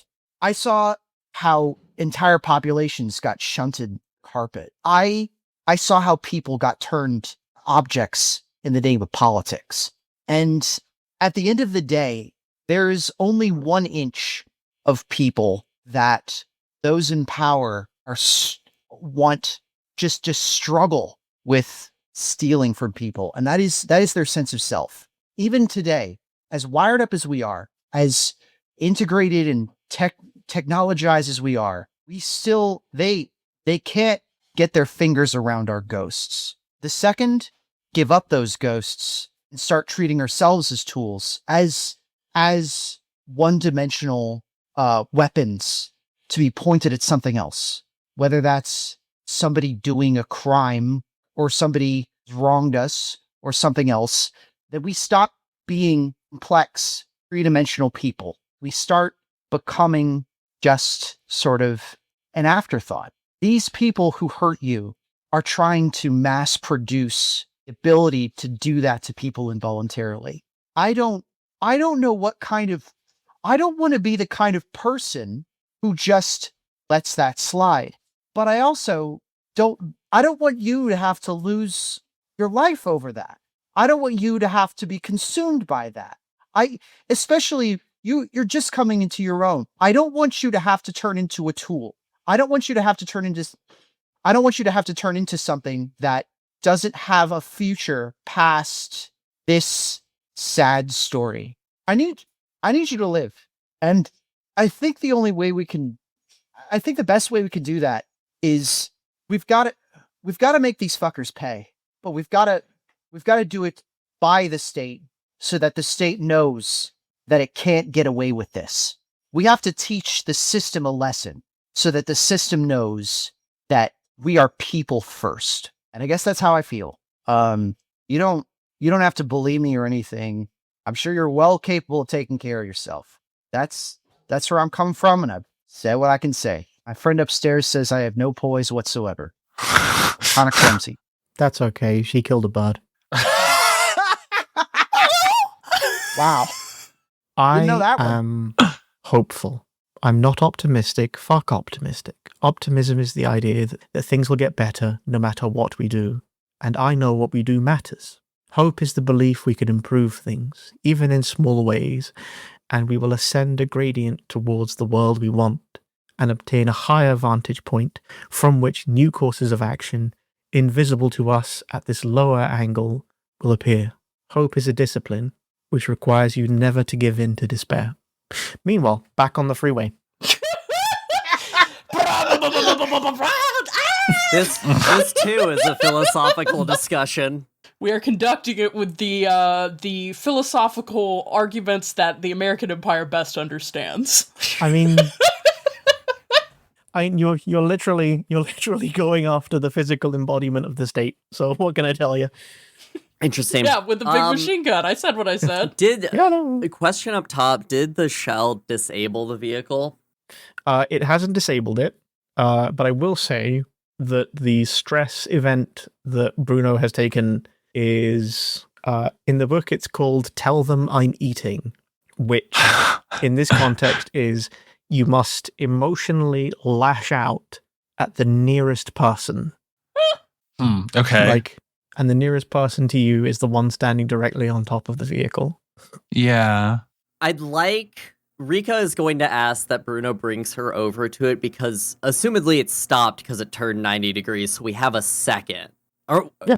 I want to basically say what I want to do. I have these muscular enhancements. I can lift weight that is not normal. I want to flip this bitch on its side, flip it over, really, if we're being honest. Okay. At least on its We're side being to open and disable vulnerable it. on the pod. But Okay. it's like a roach. Once it's on its back, it can't flip over. Yeah, that makes sense. The American Empire is like a roach. Is that true? I don't think that's true. No, there's Roaches one got animal weird that's like legs. that. Turtles? I was about to say, has Rika just forgotten that turtles exist? Did we lose turtles? No, in World turtles War can III? get back off there, but I think it's horses. Horses can't do that. You know? I don't like that number. That's true. Horses. Oh, cows. Cows also can't do that. I also can't do that most days. Real. Yeah, I think, Ghost had to get the tome again. yeah. It's fine. I- We're facts. at the crescendo. We're at the crescendo. Oh, true. The crescendo tome. I don't think Bruno's like a yeller or a screamer. So I think his version of emotionally lashing out is just to like kind of I'm debating whether he even says anything, but I think what I want to do is like try to kind of you know when you like skid to a stop and like pump the brakes really fast and it like makes everyone in a car like lurch. Oh yeah, my bus driver used to do that to us in Texas. Launch me at them. I kind of by want to do that to launch her at them. Yeah, I'm down. Yeah. Yeah, okay. In that case, you slam the brakes onto the Tachikoma and you launch Rika forwards. Rika, could you make me an agility plus mobility roll? I see. So that is a d10 and another d10 for you. I'm going to give you advantage for like the kickoff, so that's 3d10 in total. Mhm. You also, because of your agility booster, I don't think you can like... I'm going to push 1. Okay. Just cuz. That's going to be a 9, a 6, and an 8. Okay. You pretty swiftly... I'm still pissed at how suddenly this is. Yeah, it's like, not drop great. me off, Like, Bruno! Boy! yeah, you don't get the cool sort of Akira slide. You just get like... Just imagine her spinning towards... Yeah, it's you kind of tumble through the air. It's like Ralph Wiggum getting launched out. Yeah, it's the Wiggler. The Wiggler. Yes. The Wiggler. That's the Wiggler. So as the APC turned on the spot to line its gun up at you, it fires at the moment you launch yourself into the air. A couple of the rounds fly past you and slam into the Tachikoma, dealing very little damage to it. But you yourself get tagged. You are shot in the head. It is a critical injury. It's chosen to do no damage, but it's just going to go for the crit. And your left eye and like that whole chunk of your face. Mm-hmm. Just to make sure, I have hardened skin, which reduces the severity of critical injuries by 1. Okay, let's actually fuck that then. Yeah, fuck that. I still want her eye to be completely fucked up because that's cool as hell. Okay, we're going to reduce that by 1 step, so that goes down to that one. So I want this like break. You see the bullet tip breaking against her eye. Oh yeah. Yeah. Ooh. Yep, it smashes into your eye. You feel the optics there get completely blown out. You have disadvantage on any sort of observation rolls for a while. Firearms rolls also take a disadvantage because you're not quite able to aim so good with only one eye with depth perception like that. But you have landed a few feet away from the APC. You can see that there's holes in it. You can see that there's like, you can hear voices from inside it. Are they speaking Japanese? They're speaking American English. They're speaking American. They're not putting U's in color. So Rika does that thing that the Matron always does, which is she was wearing one of those big blocks in front of her face, and it's now like shattered. So she just tosses the rest of it and just runs over and just grabs some of the railing on the bottom corner and starts to just push it to try and roll this thing on its side and stop them from going anywhere. And I'm going to use my muscular enhancements for this. Okay. I am able to lift significantly more weight than other people without augmentation. For those listeners in the audience, we're animating on ones for this part. Yeah, this is some real one shit. So that is a D12 and a D10 for you on that one. That's a 10 and a 6. So that is 3 successes in total. Jesus. You get in there, like that was She's 3 small, but successes she is what mighty, as Shakespeare said. It's got kind of that really good sort of fulcrum point thing where you're able to get in pretty close. It was 3 successes that was enough to let you start to drag the entire panic room through a wall. So oh, yeah, this, I forgot about that. you're able to kind of grab hold of it. The leftover parts of the camo that you have on you, like the uniform, Tattered. the seams along the sides of like the arms and across the shoulders and across the back, they start to kind of like pop. You hear like little bits of fabric starting to pop. Hell yeah, hell yeah, hell yeah. Hell yeah, hell yeah, hell yeah. And like you grit your teeth. You don't have to, but the sort of autonomic response of a lot of physical effort is happening, therefore I grit my teeth. You can start to feel the teeth in the back of your head shatter against each other as you like press and like lift. Oh man, that's foul. Vile. You're welcome. But you are lifting the vehicle. Like you've gripped one of the jack points. Nice. And it is becoming more and more upright. You are moving it into a position where all it will take is just another little bit more. Can I like Patrick Swayze ghost behind Rika with the Tachikoma arms and like kelp with the Can I Patrick Swayze ghost with the Tachikoma arms? I'm so glad we did this podcast. It was all worth it. Have you ever heard a brand new sentence?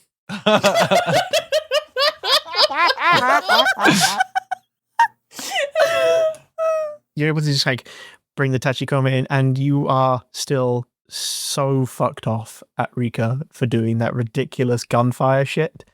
But this is work, and you can tell her to give you like a little bit of a heads up, to just give you like a tiny amount before she opens fire next time.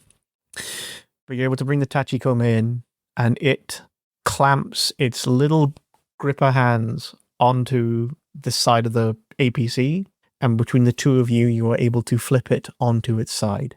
Inside the vehicle, you can hear a lot of shouting, you can hear a lot of swearing, and you can hear people starting to move for the back, for the exit, for the hatch. You'll never guess what Rika is going to do, which is, first off, thank the Tachikoma. Thanks, Tachikoma. You're welcome. Slams hole. Always thank your Tachikoma. She's going to toss the machine gun. Well, actually, I'm imagining the machine gun did not make the landing. But she still has her. So she's like, Tachikoma shotgun, and she's running, and it like tosses it out to her in that way that a Tachikoma can, and she's just like, if she kills a couple U.S. Marines, she kills a couple U.S. Marines. Let's be honest here. She's gonna say freeze first. Me when I kill a couple U.S. Marines. But she like cuts around the corner and levels the shotgun at the door, and she's just like, Bill! Yeah. You stand waiting at the entrance to the hatch, and it slowly releases the 4 locks on the outside, and the hatch begins to lower. And you see Bill Slow standing on the other side of it, and he has in one hand a laptop briefcase, and in the other hand he has what looks like a rotary grenade launcher. Oh God. Speak on that? There are several soldiers behind him, and he is bleeding profusely from a cut in his scalp. It has covered like a lot of his face, and he looks at you and snarls, "You fucking moron." Rika's past the cop shit right now. I unfortunately, we're not saying she ever been Section on the 8, cop drop shit? your weapons. Sometimes. Are you a little mad, Bill, that I stopped your plan? Fuck you, you haven't stopped shit. I don't know, looks like you're not moving down the highway anymore. Now drop the fucking weapon! He narrows his eyes, and he keeps the weapon leveled at you. War touches everyone's lives, dollface, either directly or indirectly, and this is about to get really fucking direct. It's the green collar economy, toots. Can I like swerve in with the Tachikoma in front of Rika? Yeah, dude. You do that, and then Rika's going to use that opportunity to grab onto one of the handles on the back of the Tachikoma and do one of those annoying major flips over it as she discards her shotgun and goes to hand fuck this man up. And like 6 U.S. Marines. Okay. If I was a U.S. Marine, I would simply quit. Because this looks fucked up. I'd simply lay in my APC. Don't roll that many dice. Hey, stop that. You're under arrest, asshole! Sergeant, Can we I'm get... turning my pants into a Hall of Montezuma out here. Ghost is throwing handfuls of dice onto the board. This is insane. That's a 7, 6, 5, and a 4. Okay. As you get in there, the difficulty number of the number of successes that you're going to have to roll for this hand-to-hand to not go sideways on you, you're going to have to roll at least 2 successes. Okay. Let me just make sure I'm reading all of my abilities correctly. I gain advantage when fighting unarmed. I've discarded my arms due to my martial arts ability. And I can push these extra if things go wrong. Yeah. So my hand-to-hand is, my close combat is A, and my strength is A, so that's 2d12s. And I get advantage, so 3d12. Okay. 2 successes on 3d12 sounds good. That's 2 successes straight away on that 10. Now, if you want to start turning it around on them, to you look can really cool. If you can push, you can push both those 4s. I'm pushing if both of anything those comes out as a 4s. 1, it'll be physical stress, though. That's fine. That's a 6 and a 10. I'll take that. I'll take that. Oh, okay, that's 5 successes. Yeah, you get in Rika there. was a close combat instructor back in the Force, in the Rangers. This is the backstory reveal. Okay. Sick. We get a flashback. I think what happens is you get in to within the launching range of the grenade launcher, and you are able to kind of bend it upwards. So if a shot does go off, it'll go off straight into the roof of the APC, which will kill everyone in there, which is obviously not the desired outcome. You then kick Bill directly in the knee, which causes it to break backwards. Oh. As Ow. Bill collapses, you range your roll through him and continue that momentum to just fling him into the guys at the back of the tank, which knocks them down. You are in a position of like complete dominance over them, and Bill is just like screaming, holding on to his leg. I'm just like reading the Miranda rights from the loudspeakers of the Tachikoma. Please tell me that you have both of the rotary machine guns just spinning as they're pointing in there. And just the headlight. The headlights are blaring past Rika as she's just standing there over this pile of men with just a Tachikoma reading them their Miranda rights, but the Japanese equivalent. Yeah. And she walks over and she pulls out her sidearm, which is concealed inside of her, because I do have hidden weapon compartments. So she pulls out her sidearm, and she gets down, and she just puts it to... I don't want to assume that this briefcase is handcuffed to him, but Rika's just going to shoot his hand off and take the briefcase. Yeah, you shoot him in the hand, you take the briefcase from him. He just kind of... And she, like... slides it back. Yeah. He's screaming. You can make out that he's screaming something. He's extremely angry at you. You can, one of the things that you can hear him screaming is, "You fucked all of this for a few dead soldiers." Rika begins the process of cuffing him, which she shot in his hand. I think the hand's there. She doesn't have a deagle, right? But she starts cuffing him, and she's just like, what would she say? She'd say something like, "Some of the best men I knew just became dead soldiers because of people like you. They could have had a long life if it weren't for jackasses like you. So shut the fuck up, because you don't have diplomatic immunity here." She, like, shoulder checks him a bit. Just really roughs him up in the way Japanese cops do. Yep. Okay. Yeah, I think that's... and then she calls in and she's like, "Bill's secured. That's all of them." Hello. Too slow. Which brings us to the Hoshino residence. You have the truth. What are you going to do with it? It feels like the sort of thing where Sushi might be like, "Hey, boss, I have a question." Yeah, I'm going to be... I think... How close was the APC situation to the town? About 5 minutes from it. Because there was a lot of high-powered ordnance fired. I'm wondering if we would have heard anything. The sounds of the road battle getting closer. You definitely heard the initial blast of the light machine gun and probably the mounted turret. Yeah. So I think when those first sounded out while Saorise was talking to Rina, On would have set her teacup aside and said, "Mrs. Hoshino, as I anticipated, it seems, we may have some individuals arriving soon who I would not care to make your acquaintance. If you would," and she kind of gestures to the hallway. She's like, "I would recommend, if you're able, crouching in the bathtub, as tile has a certain amount of stopping power." And then she reaches into her purse and she pulls out a thing I have not ever gotten to use.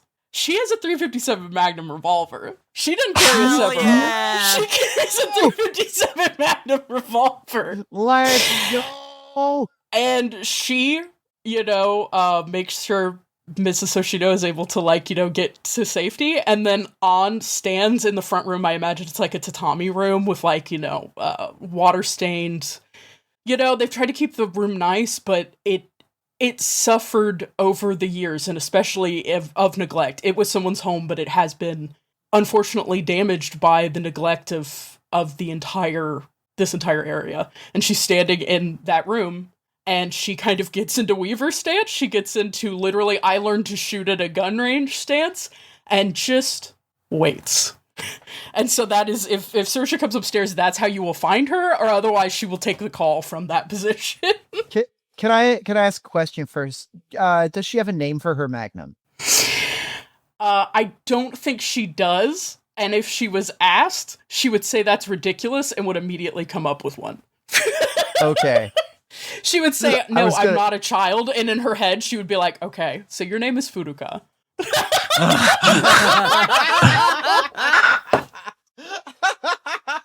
Perfect. And coded. It just hasn't occurred to her. There's broad new horizons you can show On. I'm gonna make a call up to On saying, I think Rika's on board. How do things look up there? Oh, Rena. Shit, is it Rika? It's Rena. Rika is our coworker. I'm sorry. I'm very sorry.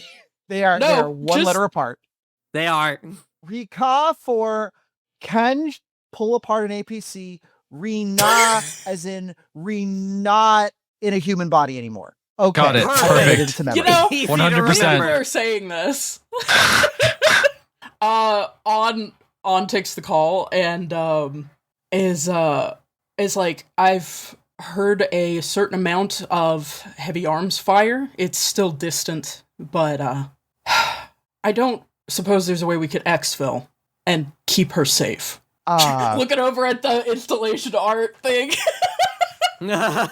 Oh, hey, I know we just had a pair of really philosophical discussions, but is there some way we can move you? Because there's some spicy action going across the way, and I don't want anything to happen to you. I can leave. Okay, what would that entail? The essence of who I am would no longer be here.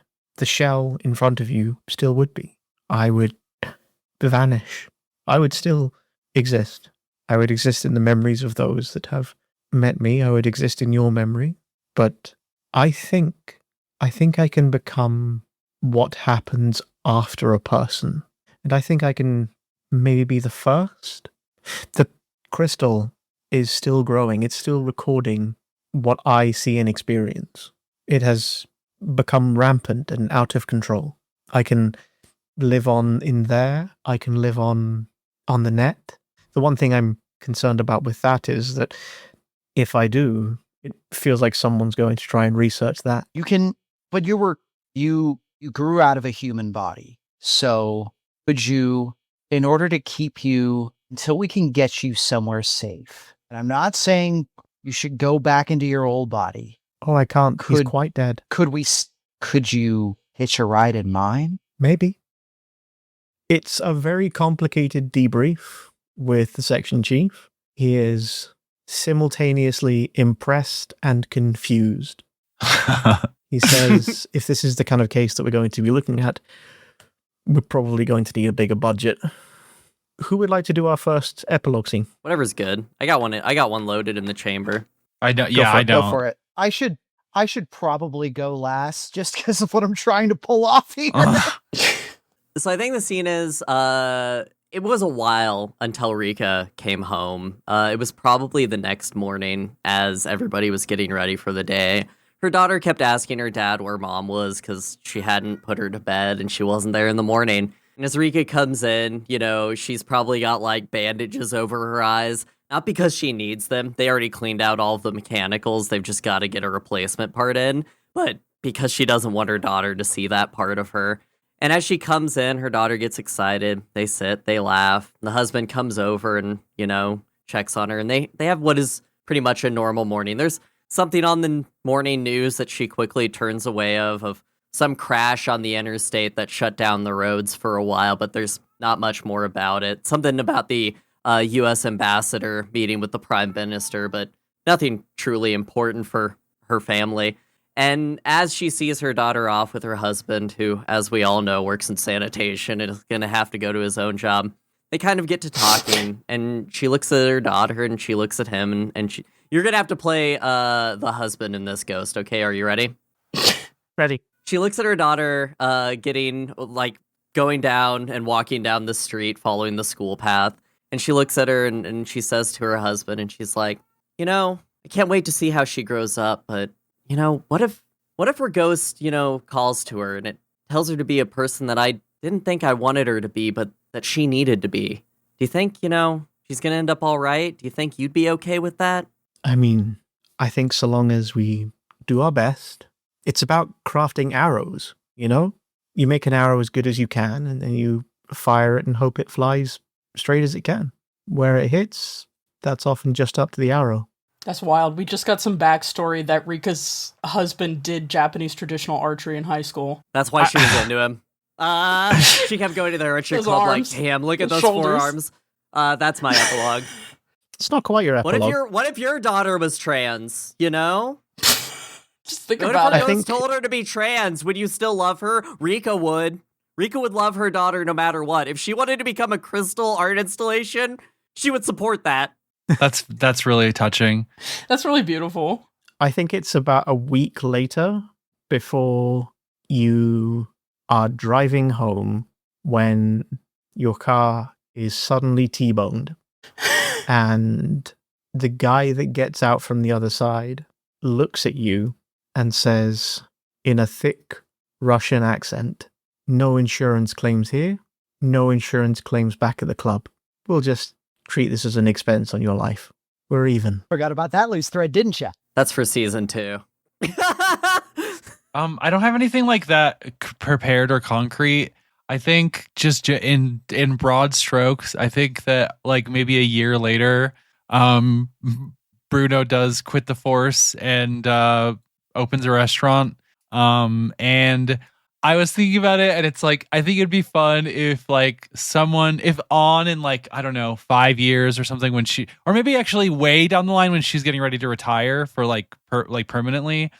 She finally like puts a bunch of weird little loose ends together and figures out how like that Bruno had been basically stealing things almost every single day working under her. But she like is a day away from retiring. So I think they just have dinner together instead of arresting him. No, I can tell you exactly what she'd do. What would she do? What does she do?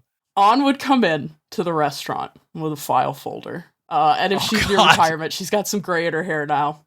Yeah. And she orders a nice dinner. She has a nice dinner with Bruno.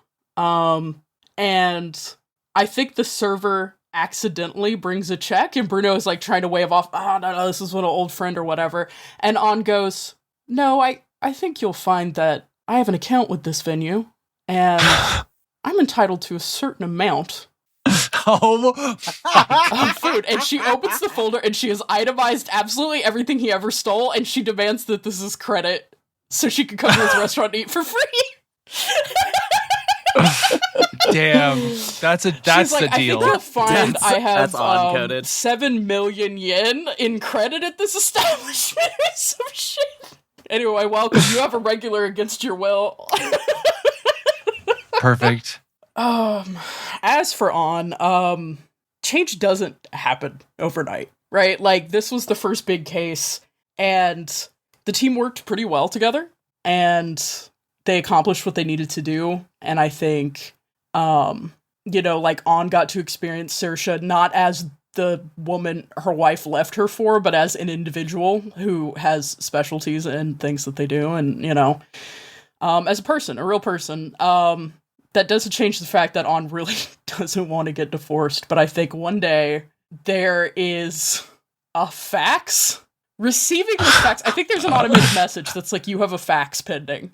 And like, Akane is like, how do I have a fax pending? Like, it's like, what the hell? How do I have a fax pending? And it's like a full day errand. It's like a Satoshi Kon, like you spend the whole day getting into hijinks trying to locate a fax machine that you can use to receive this fax.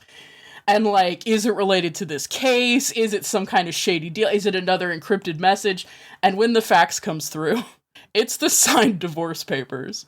But of course, has made this the most arduous fucking process in the world. Classic and not On. done it face to face. And On just simply does not talk about it at work. But they are signed, and it's hard to say why, after all this time, she would kind of give up in this way. I think it's hard to say. She's kind of hard to read, but something has shifted, even though, like deep currents underwater, it can be hard to actually see that. Oh, That's beautiful. She's growing. Okay, this is some specified amount of time later. I want you to think about, and this is at a general, like a general checkup for a fully cyberized individual, not a very standard model, mind you. What it is I want you to, so when you hear the term cyborg, I want you to picture what that looks like, kind of a melding between a person and a machine. Now, Cyborg from Cyborg. Take away the parts of it that are a person, place them with some parts ceramic, some parts metal, some parts a warm, glittering crystal that seems to glow from some. There's a real famous boat owned by a guy named Theseus back in the day that eggheads love to talk about with this kind of situation. Rina, as she's finishing up during the diagnostic, the technician's like, "Yeah, I really, these are some of the strangest connections that I've seen in a fully cyberized body, but it looks like there's no rejection symptoms. It looks like what's going on here looks good. Now we're not getting any life signs from your brain case, so we still need to look into getting that fixed. But I mean, you would be, if that were true, well, you wouldn't be walking and talking around, would you? That would be ridiculous." Like, yeah, I guess it would be, huh? As she's leaving, she's not sure what she's going to do next with her life, but she knows that whatever happens next heads back to the tiny fishing town where she grew up. She knows it's going to be hers. She knows that he's no matter what, she's always going to have a special connection, both with the soldiers started as her friends and who went through so much with her, supported her even after he figured out who she was, and also with Shirsa, who's riding shotgun in her new little Jameson box body, which she is so into. I want to be clear. It is so much more convenient for hacking stuff. And because she's shorter, she gets to count as luggage on plane rides, so it's cheaper. It's awesome. Shirsa loves this, actually. Excellent. In 2029 AD, people love machines. In 2029 AD, people love machines, except for On, who is sending you the divorce papers via fax. Oh, hey, I have one of those built in now. This is great. Our contract is going down their own divorce papers stuff coming out. Finally. Good game. GG, easy. See, I hope this was as good for people to listen to as it was to run and hopefully to play. Again, this is based on a lot of different franchises and systems and tools, but it was done as a labor of love for a love of this franchise, for a love of the stories that it can tell, and for a love of the people that we play with. And if you've never played a tabletop RPG before, go find a starter set of something that you think looks interesting. If you've only ever played one kind of tabletop game before, try something different, spread your wings a little bit. I promise you, you will have fun. And if you don't, you can join the OSG Discord and tell me how damn wrong I am. Thank you all very much for listening, and thank you all very much for playing, and I hope you have a wonderful cyber future year 2025. Goodbye. I love you. Goodbye, I love you. I love you. Goodbye, I love you. Goodbye, I'm fine with most of you.